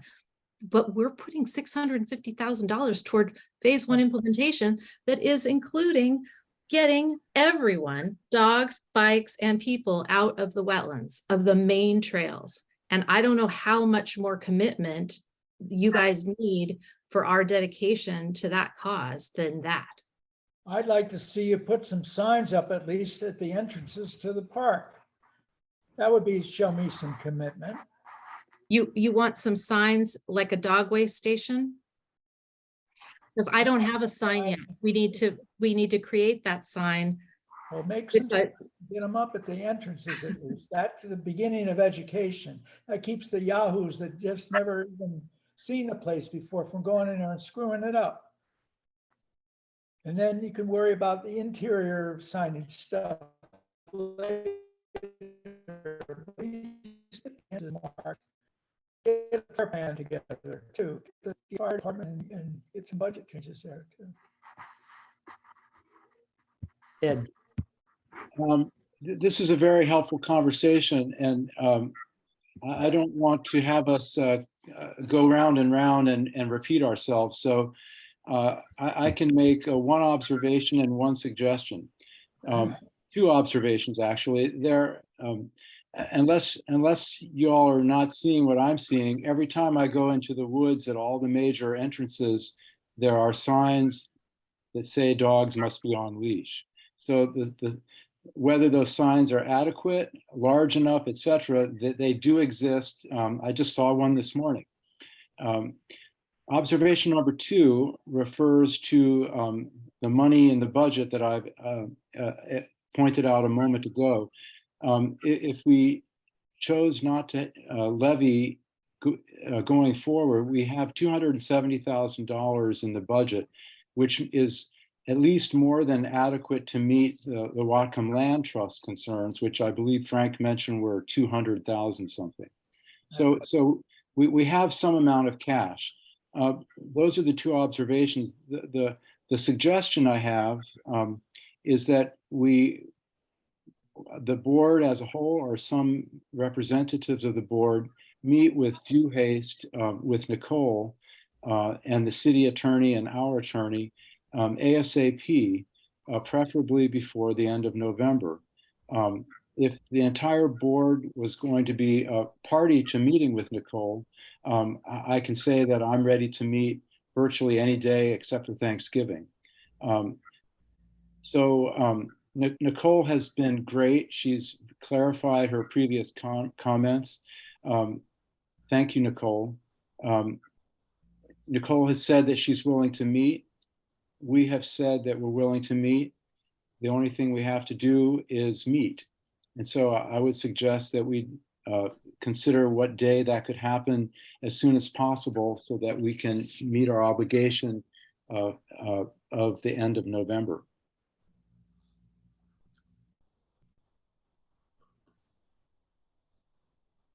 Just to clarify, Commissioner Grumbine, we probably don't want to have the whole board meet because that would turn it into an open public meeting and defeat a lot of the purpose of the discussion. So my suggestion would be 1 or 2 board members. It can't be 3 because that would be a quorum.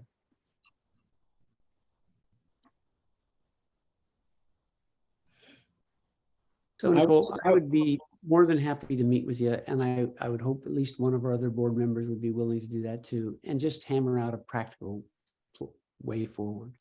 I don't think there's really, I don't honestly think there are barriers. If you're willing to consider the issues that we have, and if we can come to some agreement about those, I think we can move forward very expeditiously. And I really don't think there are that many barriers, but there are certain things we need to know that this land is going to be protected in perpetuity for the qualities that we have struggled to preserve, which is the ecological integrity of the forest and wetlands. And we need to hear that you're going to do that in some detail, and that there can be an educational component to that. There'll be an enforcement component to that. Those are all things that you and I agree about. I think we all agree about. The question is how those things going to happen, and what we buy for $3.25 million is a conservation easement on the property. And we need to have a reasonable plan to preserve the property above the standard of a traditional park. I mean, Northridge Park is a beautiful place with lots of big trails, and it's a great place as a park. What it seems like we've been offered so far is another Northridge Park without additional protections that are going to protect very sensitive wetlands that are the headwaters of two main salmon streams, two of the three in the city of Bellingham. There is an ecological component to this that is important. One of the reasons I talk to the tribes is this is about salmon, which is about orcas. That's not an inconsequential thing. We really need to preserve the quality. And ideally, we need to do that in coordination with the other easement that you already are working with on the land trust, which is for the beaver pond. And hopefully to resurrect that so that the $1 million structure that now goes under Chuckanut Drive allows salmon to come up there and that they actually return. I mean, we agreed that this was a great thing to plan in a larger way because it's a larger problem. Yeah. And it needs that integration. And I think we could, if we could just sit down and talk that through and have a plan that's understandable by everybody, will assure education, will assure enforcement, will assure the preservation of this property, this full ecological function. I think we're on business. We can go away in February, not September, and that'll be a better thing for you. And happily, we just need to achieve those goals clearly and unambiguously and in a legally binding way through the conservation easement. I mean, that's what we owe the people who paid the money. So if you're willing to do that, and I think we're willing to do it, let's and I think do we it. can. Let's do it next week. So if we can do it prior to November, the last week in November, we can still pass whatever levy we need to or don't need to based on that. And I think it's a superb opportunity for everybody to get what they need. I see that as a possibility, and I think we should do everything we can to achieve it. I agree, but I just want to do one cautionary moment. Sure. Is we're not going to further constrain the conservation easement beyond what is articulated in the master plan. So if the park district is trying to further constrain the conservation easement beyond what it is now and beyond the master plan, that's not going to work. So Bob, is that the case or not? I think the city has the ability to take that position.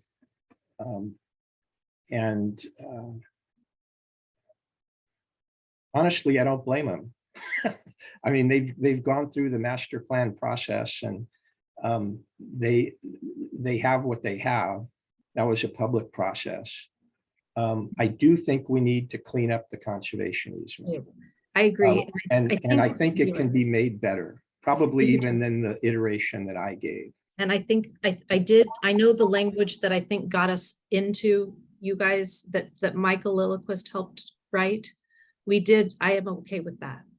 That's important language. And you may remember that, Frank. That was language the land trust. That's fine. Wanted.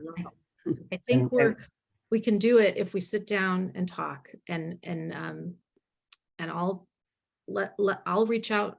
Can I reach out to you, Bob, to try and get that scheduled? You can, if that's okay with Alan, or he can do it. It's up. I mean, obviously. I can look at his schedule and I'll talk to him about it. I know there's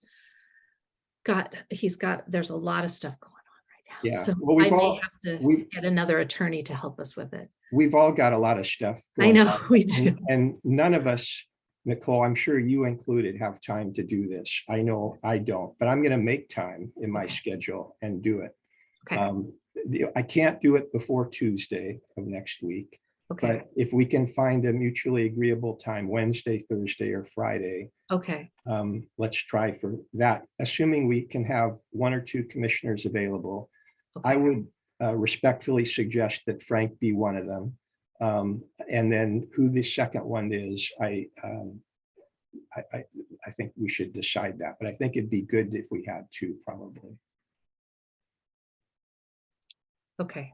Thank you. And I'll let you Thank you. do your meeting now. So someone will contact me. Yes. And are you leaving? Are you going to miss the hearing on the levy then? No, I'll still be here. Okay. I'll listen to the levy. All right.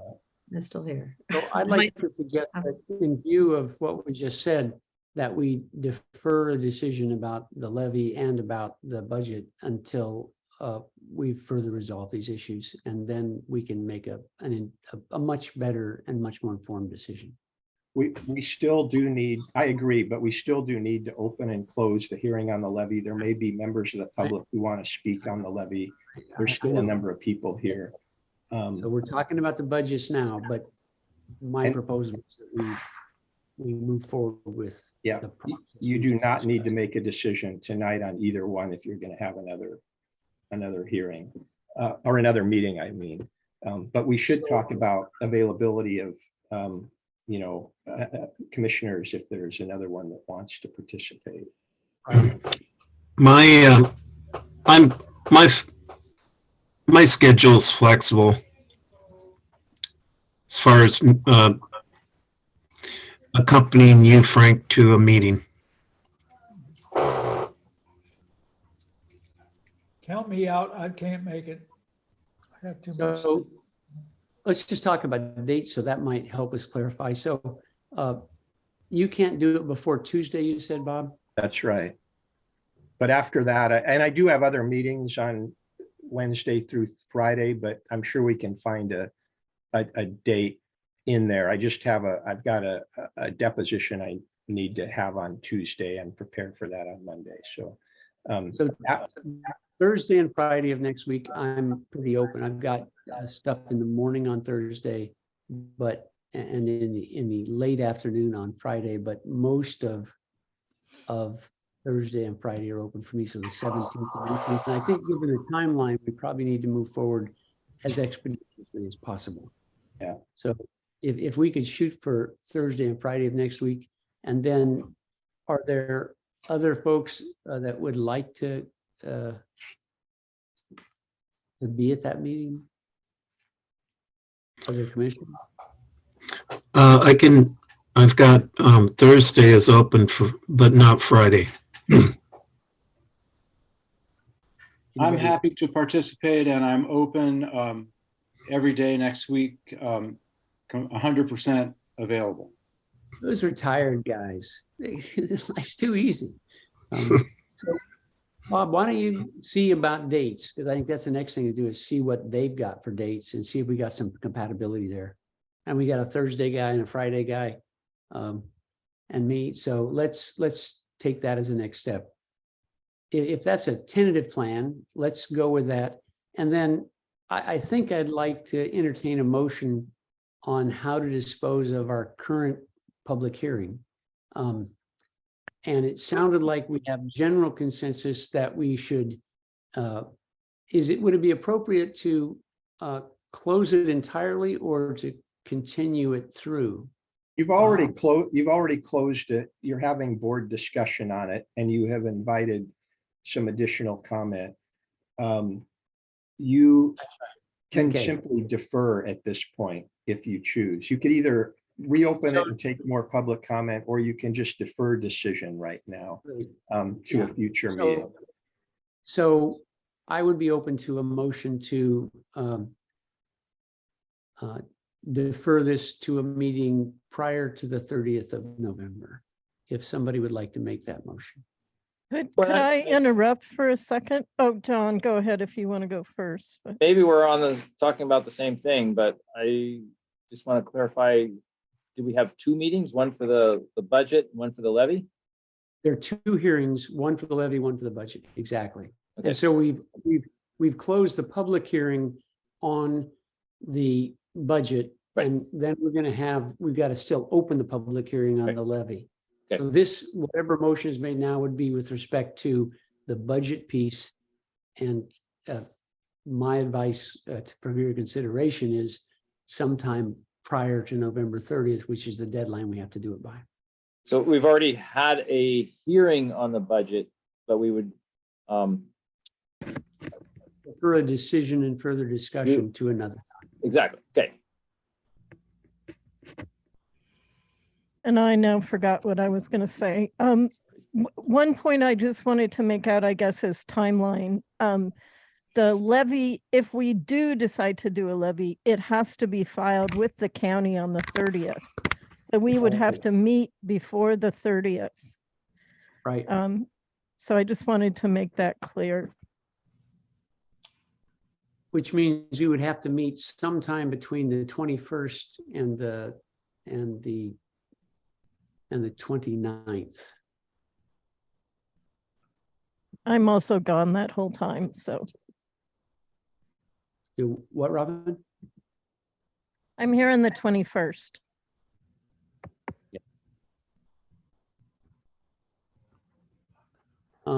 But we can make other arrangements about who runs the meeting. Maybe we can, Or we could have it on the 21st if you can be here. Is there, so we're looking for, what do we do at this point about the budget? I think you described it quite well. But I can't make a motion. Somebody else. I'll make that motion then.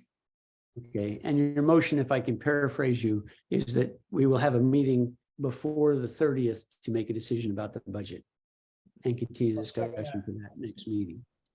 Okay, is there a second for that motion? I second. So motion by John McLaughlin, second by Hugh Beatty. Further discussion? All those in favor, raise your right hand and say aye. Aye. Aye.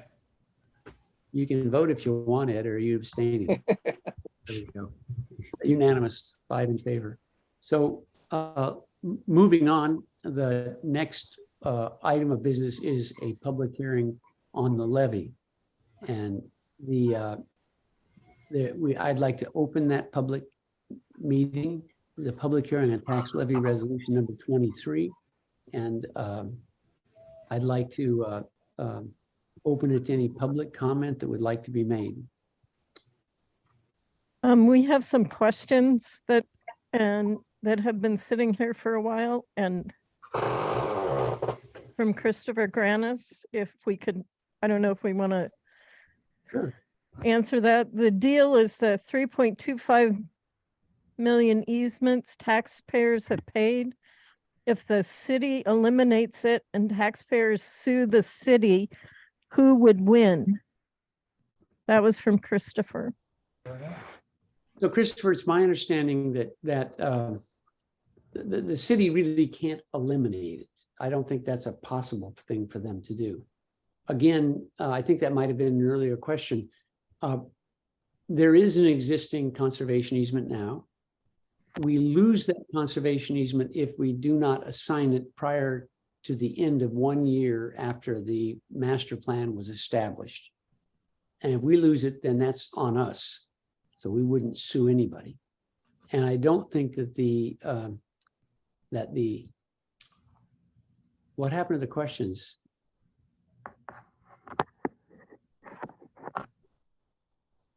Okay, and so I don't think, Christopher, that the issue you envision would be the circumstance. Does that make sense? I could add one more thing to that. Please do. That the $3.2 million went to pay off the Greenways Endowment Fund loan, which purchased the property. At the time, the mayor, Kelly Linville, was actively considering selling part of the property off to allow for development to help pay for the city's acquisition of the remainder of the piece. And so in a very real way, that $3.2 million, just to be clear, because it didn't just purchase the conservation easement, it secured the land and it prevented the city from selling it for development, which was the whole purpose of the formation of the park district and the levy. So I would say there were 2 points of consideration, not one. One was turning the land into a public park forever. And the second was securing a conservation easement to ensure its management would be consistent with preserving the natural functions and values of the land primarily.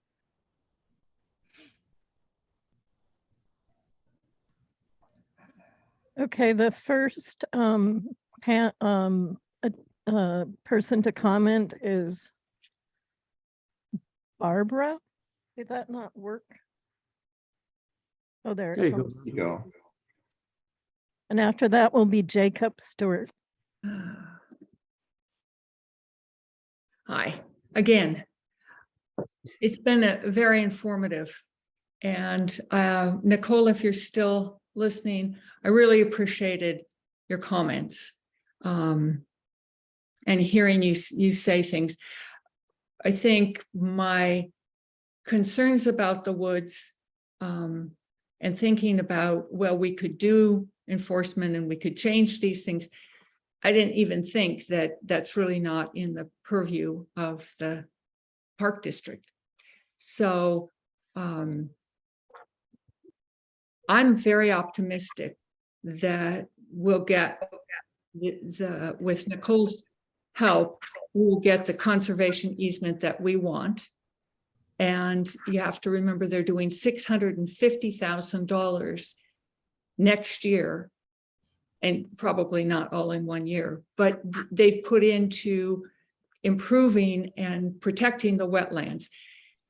And that's not an insignificant amount of money. That's a lot of money that the city's putting in. And the other thing in terms of if we get to the public hearing about the tax levy, as this has been going on tonight, I thought about, because I worked a lot, doorbell, talked to people to pass the levy. There was a big concern people had, not everybody, but I heard it enough. Well, this will never go away. This is just going to be another taxing district. And I said, oh no, they're really committed. We're really committed to, we're going to, raise the money and then the board, the commission will go away. So I think there is an expectation for a lot of people who've been paying for this, and Vince referred to that don't understand. And it could be a very significant issue. So I'm very hopeful that we get the conservation easement worked out. We don't need a levy. We have the 270-some thousand. We don't need a lot in legal fees. We're going to get that straightened out and nobody's going to be upset. And we won't need a levy. And that's when we do the conservation easement in a more appropriate way, we might not even need the 200,000 for the, what the land trust talked about.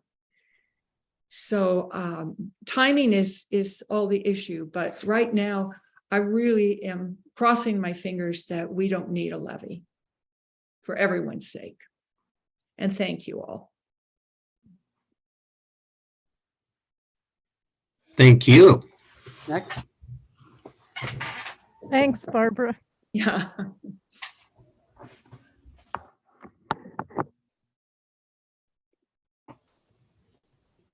Next is Jacob Stewart.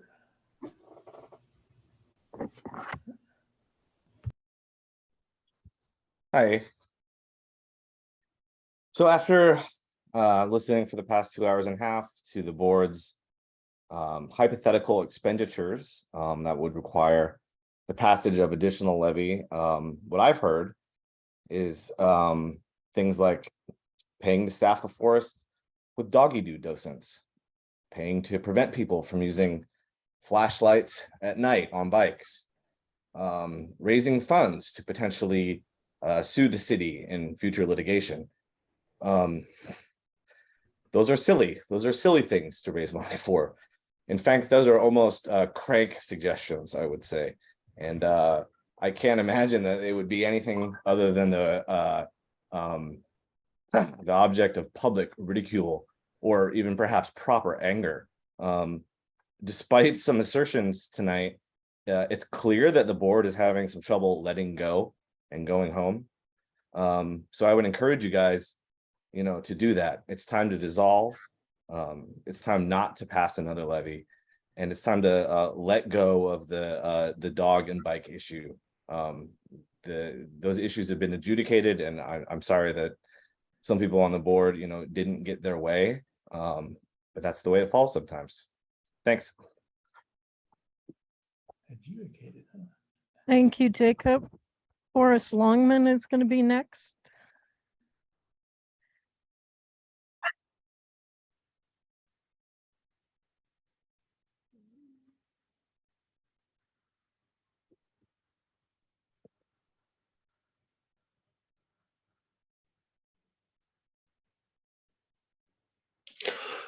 Yeah, hi, thank you. I just wanted to reiterate some things that have been said. After listening to the board kind of go over why there is a potential need for a levy. I guess I want to preface this by saying that I voted for this, the Park District, when it was on the ballot, and I've happily paid my taxes for it ever since then. But the purpose was to preserve the Chuckanut Community Forest, or the 100-acre wood, whatever you want to call it, and that's been achieved. The notion that the Park District would continue to stay around to levy additional funds for enforcement and education is beyond the purview of what I voted for. And frankly, I think it's a little bit absurd.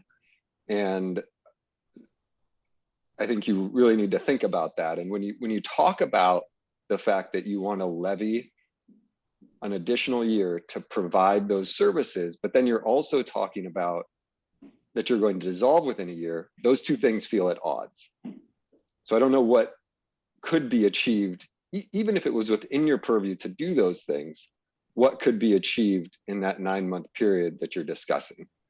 I think it's important for the Park District to stick with what was promised. I think Barbara made a really good point that I was one of those people that was concerned that this was never going to go away.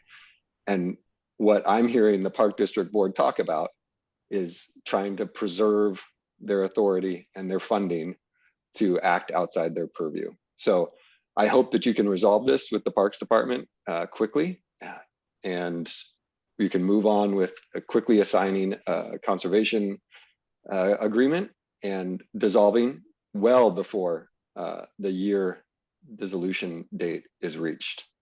Thank you for the opportunity to speak. Thank you, Forrest. And next we have Vincent Chunas.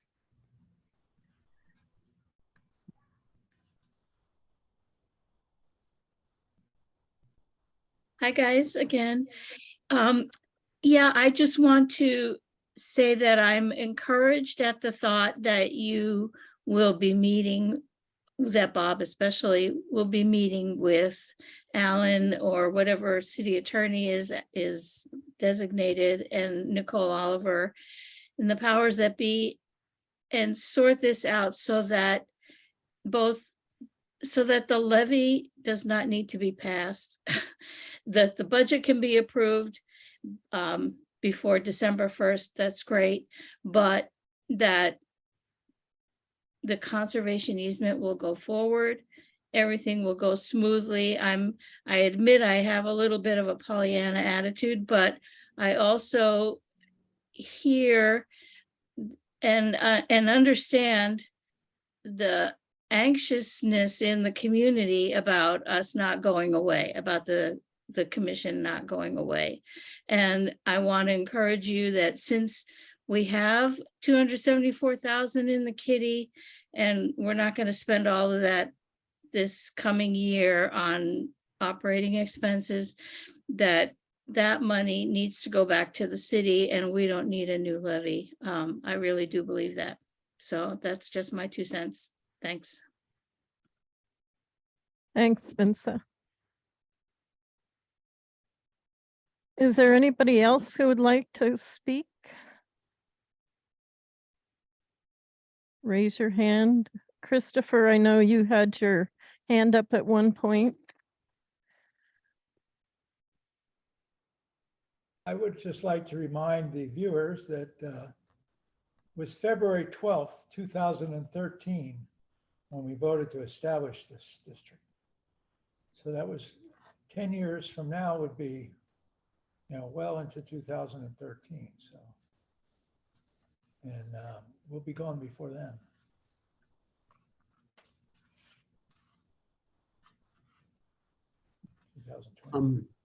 Christopher? Well, I think you all came to a really good idea. Have a meeting ASAP to try to resolve the conservation easement issues. And I hope it's a successful meeting, and I think that's a really good outcome if it is. And thanks to all of you for all the work that's been put in. This has been a tremendous meeting. I think it things were worked out very nicely. Thank you. Thank you, Christopher. Thank you.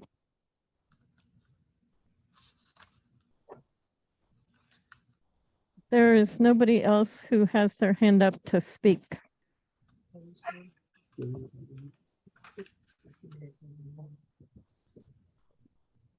So I'd like to open it up for discussion of board members, the commissioners. If you have further comments, you can make them now. And once we made those, we can have a motion to continue this on to the next meeting, which we'll have to schedule, or as you wish. So is there further discussion about the levy?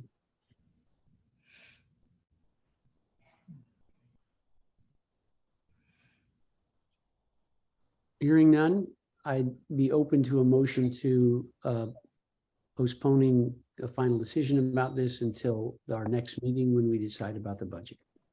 You want to close the public hearing? Oh, I'm sorry. Thank you. I'll close the public hearing officially at 8:33.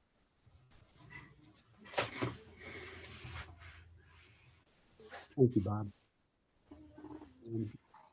Is there a motion to continue this to the next meeting? I'll move that we continue this to the next meeting. The next meeting will be within 2 weeks, at least. Or it has to be within the next 2 weeks. Can we shoot for the 21st, maybe? So we still have Robin? Yeah. You can do that if you have an evening meeting on the 21st. I will not be able to attend. I have another client evening meeting on the 21st, unfortunately. I couldn't send, there could be another attorney from our office who can come in my place, though. I've tried to be here for continuity, and so that's why I thought I'd mention it. What if we had a meeting during the day? Can most folks make it during the day on the 21st? What's your time constraints on the 21st, Bob? I can meet during the day. I have a 7 p.m. meeting. So other than that, I can meet on the 21st. Would people be willing to meet earlier, Bob? Would a 4 o'clock meeting work, or a 3 o'clock meeting? That would be fine. As long as I can be done by 6, because it's an out of office meeting I have to travel to. Great. So would people be able to meet on the 21st in the late afternoon? I got 1 thumbs up, 2 thumbs up. I got a thumb up. Ed, you got your thumb up. Hugh? Well, I thought Ed was gonna do it, or John. Are we talking, that's the whole. No, we're board? just talking about, can we schedule the next meeting for the late afternoon of November 21st, which is Monday? I was thinking about this meeting with the attorneys and stuff. That's a different meeting. Yeah. That is, I will say, we're cutting it close because I just thought of this. If we're not meeting until Thursday or Friday, that's the 17th or 18th. You know, there may be some back and forth after that meeting if we're talking about finalizing a new conservation easement or the amendments to the conservation easement. We may not have everything wrapped up by the 21st because there's really no working days between there to get that done. It would be more comfortable. I understand Robin's schedule, but it would be more comfortable to have that meeting either later. Well, later that week is Thanksgiving, so probably the next week, either the 28th or 29th. Yeah. So Monday, the 28th, how would that be for folks? Robin, you'll be gone then? I will be gone, but I won't be in a plane or anything, so I could potentially just do it from where I'm at. If I'm at my sister-in-law's house, they have great Wi-Fi, so I could just park myself in a room there and do it. So Could our associate that's running the film there tonight, could he show up at the office and make that available for people? yeah. It's a struggle, but he could do it. Also, one thought I had was just wondering if somebody from Bob's office could help run the meeting. Yeah, we could probably do that. Are you thinking it would be we could do it on the evening, as far as I'm concerned, on the 28th. I don't have a similar problem with the meeting I'm basically flexible on the 28th. I can do it anytime. So I'd like to propose the 28th at 6 o'clock for an hour-long meeting of the board to consider the two items we are continuing on. And that's cutting as close as we can in terms of getting it done before the 30th. Right, but we do have all the documents ready to go. Right. Do you think we could do it at 5 o'clock? Because I'm actually going to be in New York City, so I'm going to be 3 hours ahead of you. So, How about 5 o'clock? so if we could do it at 5, that would make it a little easier for me. That works. Can we get a thumb raise for 5? On the 28th? Yep, so we got them all up there. Okay, so 5 o'clock on the 28th of November. You can do that, Richard. Sorry. Richard can do that as well. Okay, super. Okay, great. Right. So then, Robin, can you do a special meeting notice? Actually, we should take a vote on that. So it's a vote of the board to schedule it. Somebody should move it. And then, Robin, you can send out the notices and put it on the website. Do I hear a motion? I'll move. Lapa moved. Who's seconded? I'll second. John Hymas seconded. Discussion. All those in favor, raise your hand and say aye. Aye. It passes unanimously. So we will continue this meeting for completion of the discussion of both the budget and the tax levy to Monday, the 28th at 5 p.m. The in-person meeting can be in the current office that Rob is in now at the current address, 1108 11th Street, Suite 303, and then we will meet here online as usual.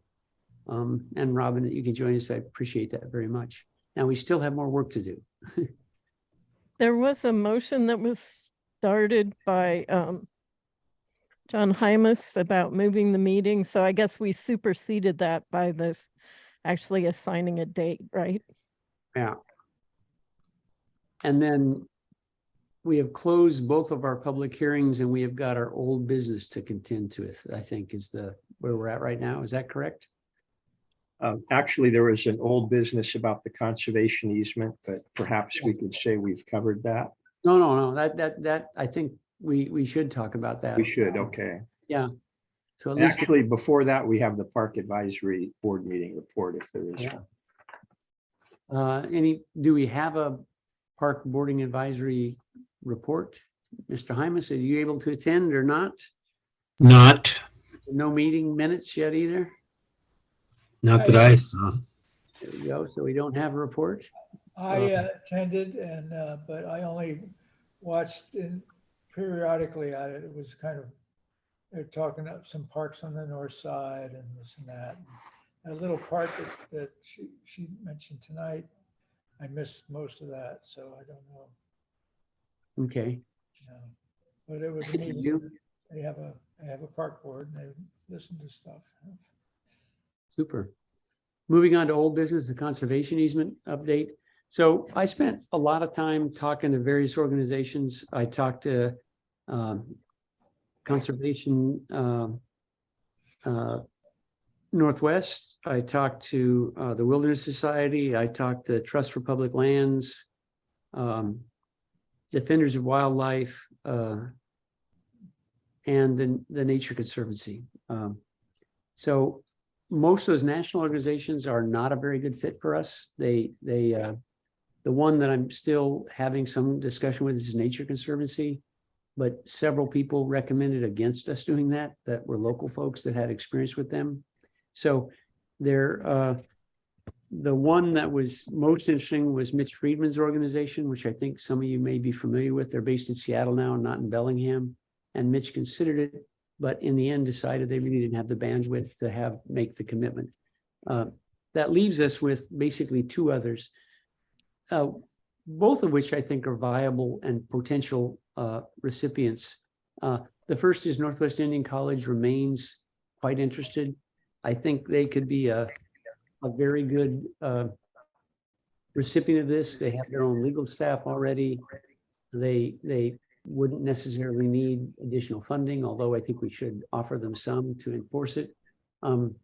They have a staff that is very interested in doing additional educational efforts and additional evaluation efforts and monitoring. It's I think, a strong partner in this that would want to actually monitor to ensure that the quality was still there in an ongoing way. The danger, I think, the risk is that although they're very interested now and the institution is very interested, the real strength is that the individual who runs their conservation program is very interested in it. And as we all know, those people can move on and there may be less interest going forward. The tribe was not interested when I talked to them because they just have too many other competing interests right now and not adequate time to devote to a new activity. The one other organization that I think also is a very strong candidate is Resources. I talked with Shannon, the executive director. She had lots and lots of very good questions. They have a number of staff people that have worked in land trusts, both this land trust and other land trusts and when she ran it by her additional staff, they were actually very interested in it. I gave them copies of all the documents that they requested and they asked for all the right documents. So I think I was excited that they were familiar and knew about it. The executive director, I've known her for quite a while and I know the organization quite a while. I was on their board and president of their board for 5 years, some time ago. And I think if they did choose to do it, I think they could do a very good job of it. They have a long history. They have a unique history of having litigated and brought suit against some of their very donors, some of the corporate interests that donate to them, and yet remained in a positive relationship and continue to get donations from them. I mean, they really are a very interesting organization. Their mission is conservation. They've done a lot of work in the area. So I think we have at least one and possibly two very viable alternatives. I'm going to get together with Rand Jack later this week, and I can review where the land trust is at about it. So I think we have 3 viable alternatives, each with different strengths. And what I'd like to do is for each of us to think about those alternatives and potentially invite further discussion with them, with 1 or 2 of us at a time in order to further explore them. I guess just editorially, I'd add that I think the easiest thing going forward would be to work with the land trust. I think the city is comfortable with that. I think city would be much less comfortable with a tribal involvement. And I think that resources is they haven't done the end of their due diligence in looking at all the what would be expected of them. But they're doing that right now. And I think it would be wise to consider them. So we don't really need to decide right now. I think to some extent, we really do know have to know what the conservation easement actually says before we can negotiate and represent in good faith that we actually have the document that they're going to have to enforce. That's a pretty big interest on each organization's part. And as you know, the land trust basically told us, until you get a enforceable document, we're not doing business with you. So we've still got to get back to them with a final product as well. So that's it. Nature Conservancy, like I say, is one that I still have some discussion about with Peter Frazier, the local steward for Dot Island. Call back, and I haven't got a chance to reach back out to him. He's probably the best source. But again, there have been reservations expressed about large national organizations in general. And just like with some other organizations, there is a tendency to have a dilution effect because they have so many other interests. So questions about any of those or any other suggestions that we haven't looked at? John, yeah, I'm glad. First, thank you for all the thought and work you put into this. I would like to maybe make a correction to some of the comments that we've heard earlier, that the $200,000 line item in the budget is actually not just part of the kitty. It's dedicated to the transfer of the easement going to the party for its defense. So thank you, John. I was going to do that too, and I'm glad you did. Thank you. So it takes that line item quite a ways down. Yep. Yeah. I mean, if the city is in earnest, I think that we're, and they really want to make commitments and really have a clear document and really move forward together, I think we literally could be done with this in a couple of months. And have discharged what I think our duties are. I mean, we really do need to turn over a conservation easement that has the potential to preserve the ecologic integrity of this forested wetland in perpetuity. I mean, that's what we, as much as paying off the land, Bob, as you pointed out, is part of the deal, that's the other part. And I think that's the serious part we have left to do.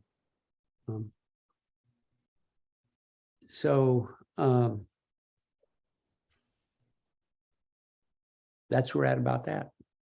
Letter from board in response to Ms. Burns's letter on the urban forestry management plan. John. So I finished that letter as this meeting was starting, or as it, I guess, was as it started. I tried to keep it to 2 pages. It's there. Some of that 2 pages is listing who it's copied to and salutations and all that business. So, I don't know. I sent it to all of you. I don't know if anyone has any questions or comments about it, or has had even a chance to read it.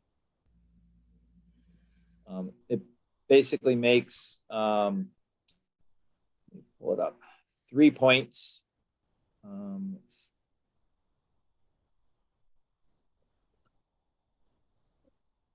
First, that an introduction, it basically summarizes it in the first paragraph. Then the second, that she dismissed or excused our concerns about errors by saying, well, it's a citywide analysis, and so we can't do the kind of detail that the data we provide addresses. And I tried to counter that by saying that we're not expecting them to measure every tree throughout the city, but if our data show that there are errors in the report, in the landscape level analysis, that at minimum they ought to correct those errors and perhaps to do an accuracy assessment for the rest of it. And then she mentioned that because we didn't provide the raw data, that they couldn't do anything. And I said, well, you just asked for our data. We did provide them a summary of the data in the form of histograms. And now we're providing the raw data. I didn't send that letter in yet. I still have to, talking about, I did a calculation. It's over 1,000 digits that I have to finish entering. But that won't change the letter. That's just a file with the data in them, in it. And then the question about denial of science, where we have repeatedly provided them information or evidence, data showing that these forests are mature, and then they have continued to deny that issue, and ultimately that fulfills the definition of science denial and contradicts the meaning and practice of science, and call that out and put that in a larger context of confidence in the city and public trust that Nicole and others mentioned tonight. And so basically putting this is a simple fix on their part. If they don't do it, then it has much broader and deeper consequences. And that's the letter.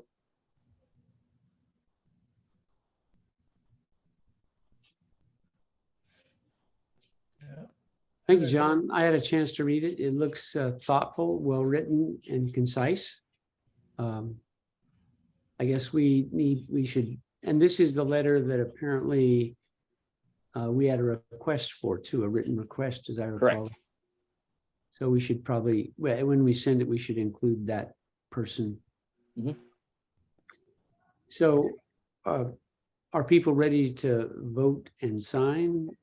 Is there comments or a motion to approve?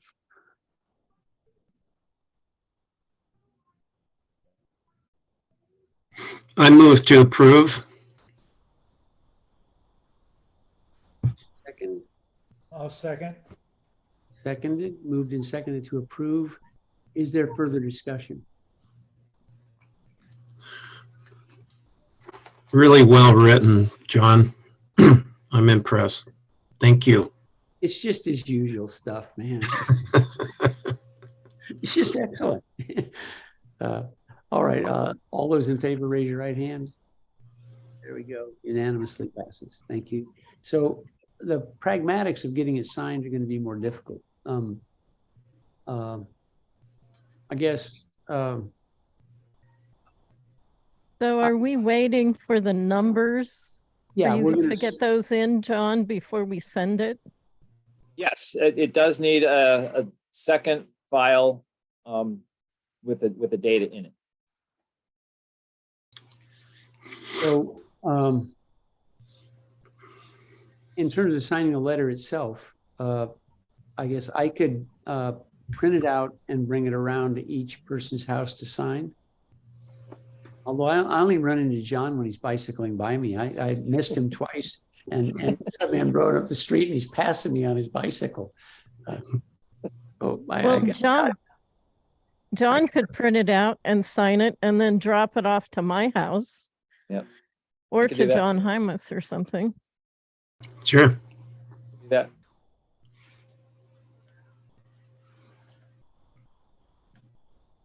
All right. You want to do that, John? Sure. Just tell me where to go. You know where Robin's place is? I don't. Or if you could, it's even closer to talk to John Hymas's, and then you've killed two birds with one stone. Then it's on John to, it's the hot potato would be in his plate. He'd have to get it to Hugh. Hot potato is a fine metaphor, but I don't like killing birds. So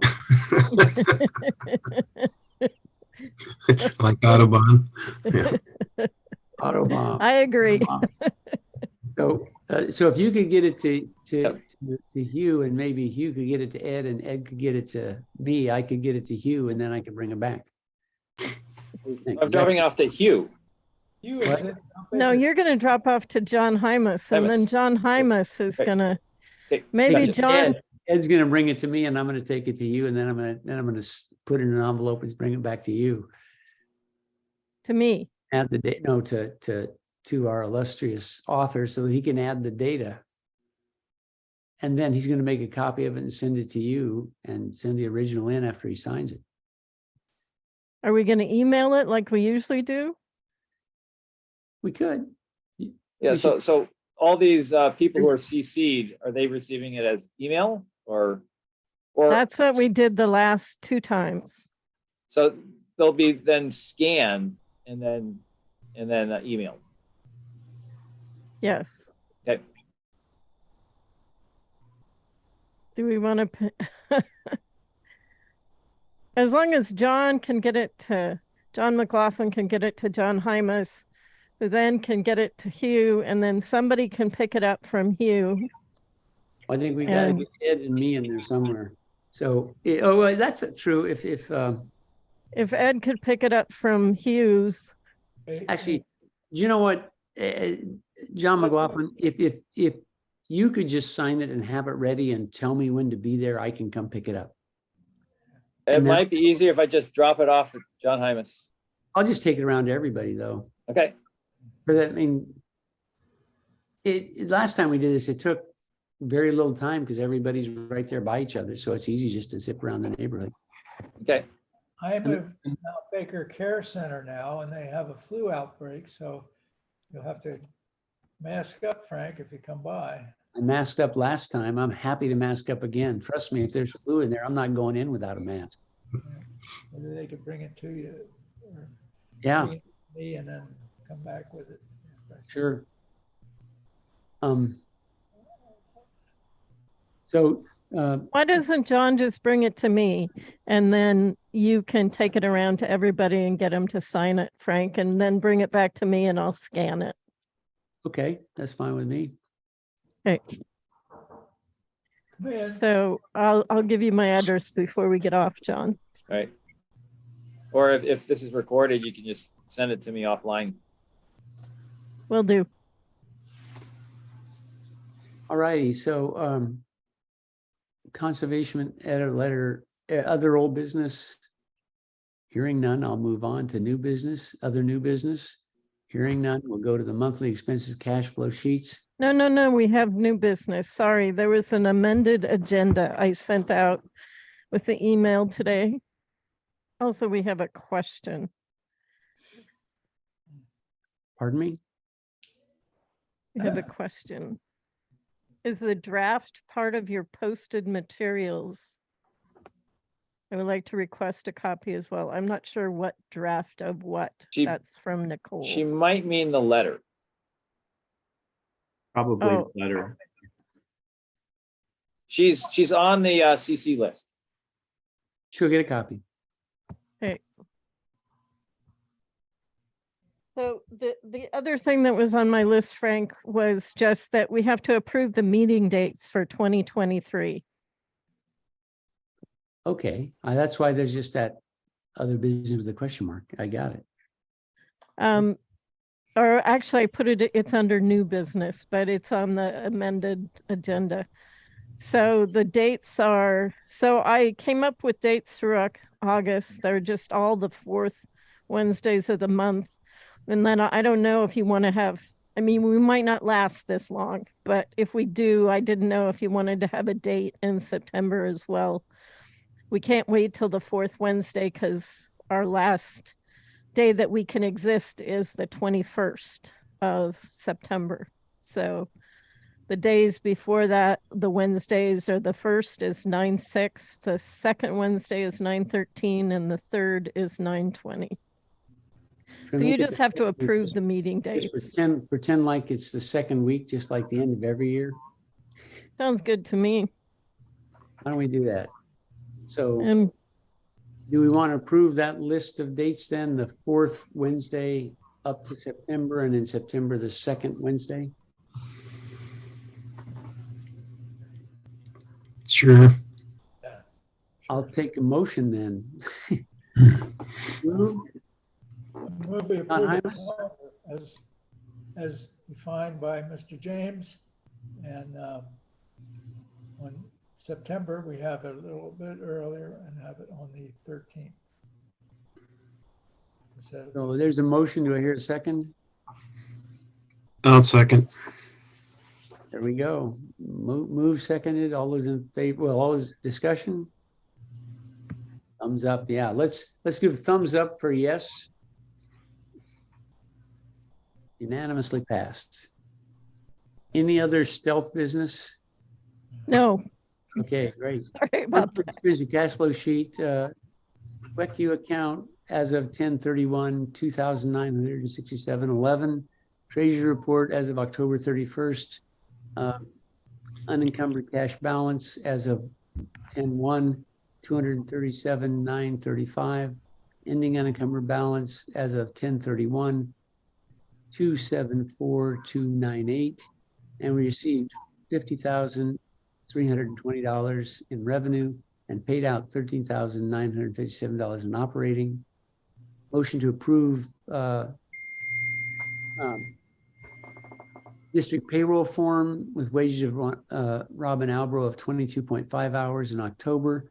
Total gross $562.50. Do I have a motion? So moved. Second? I'll second.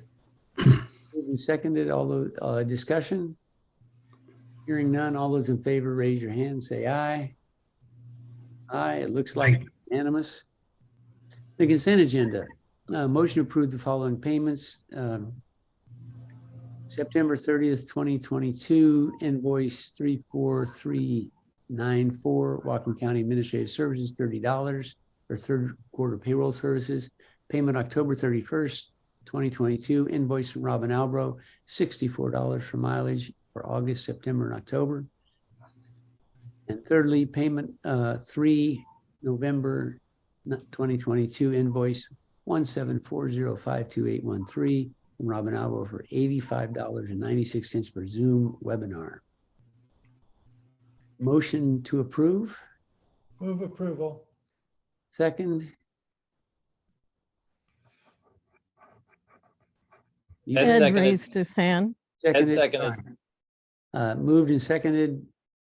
Discussion. Hearing none. All those in favor, raise your hand. Say aye. Aye. This is unanimously. The reminder that Robin will send an email to 3 board members right after the meeting, Frank, Hymas, and Hugh, and we will respond by confirming our approval and paying the bills as listed in the consent agenda and payroll. Just return it to her that says you approved. Next regular meeting is Wednesday, December 14th at 6 p.m. and the meeting will be held by Zoom as well as in person at 1108 11th Street, Suite 33. And we will have a special meeting on the 28th of November at 5 p.m. via Zoom and in person at the same address. It should be noted that anybody attending the in-person portion of the meeting is required to wear a well-fitting mask as per the Commissioners Chuckanut Community Forest Park District voted October 26, 2022 meeting. What were That- they again, Frank? I'm just trying to get this. Pardon me? What were your dates that you said? For the meeting. So the regular meeting is the second Wednesday, December 14th at 6 p.m. That's the regular meeting. And then on November 28th at 5 p.m., we're going to have a special meeting to consider the budget and the levies. Okay.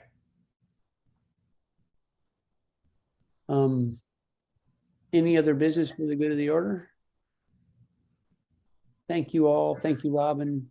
Robin is our wounded warrior. She is a rock star. Thank you so much. You guys do all the hard work. No way. Wouldn't thanks, work without you, Robin. And thanks, everybody. This has been a challenging time for all of us. I think there's, very different points of view. People switch points of view. And I think we have great hope of achieving a consensus with the Park District. I'm hoping that's going to happen. And I think if it does, we move forward expeditiously and we all get out early. That's a good thing. And if it doesn't, life is going to be harder for a while. So thanks, everybody. All right. Thank Bye. you. You. See you later. Night. That- Good night. Good night.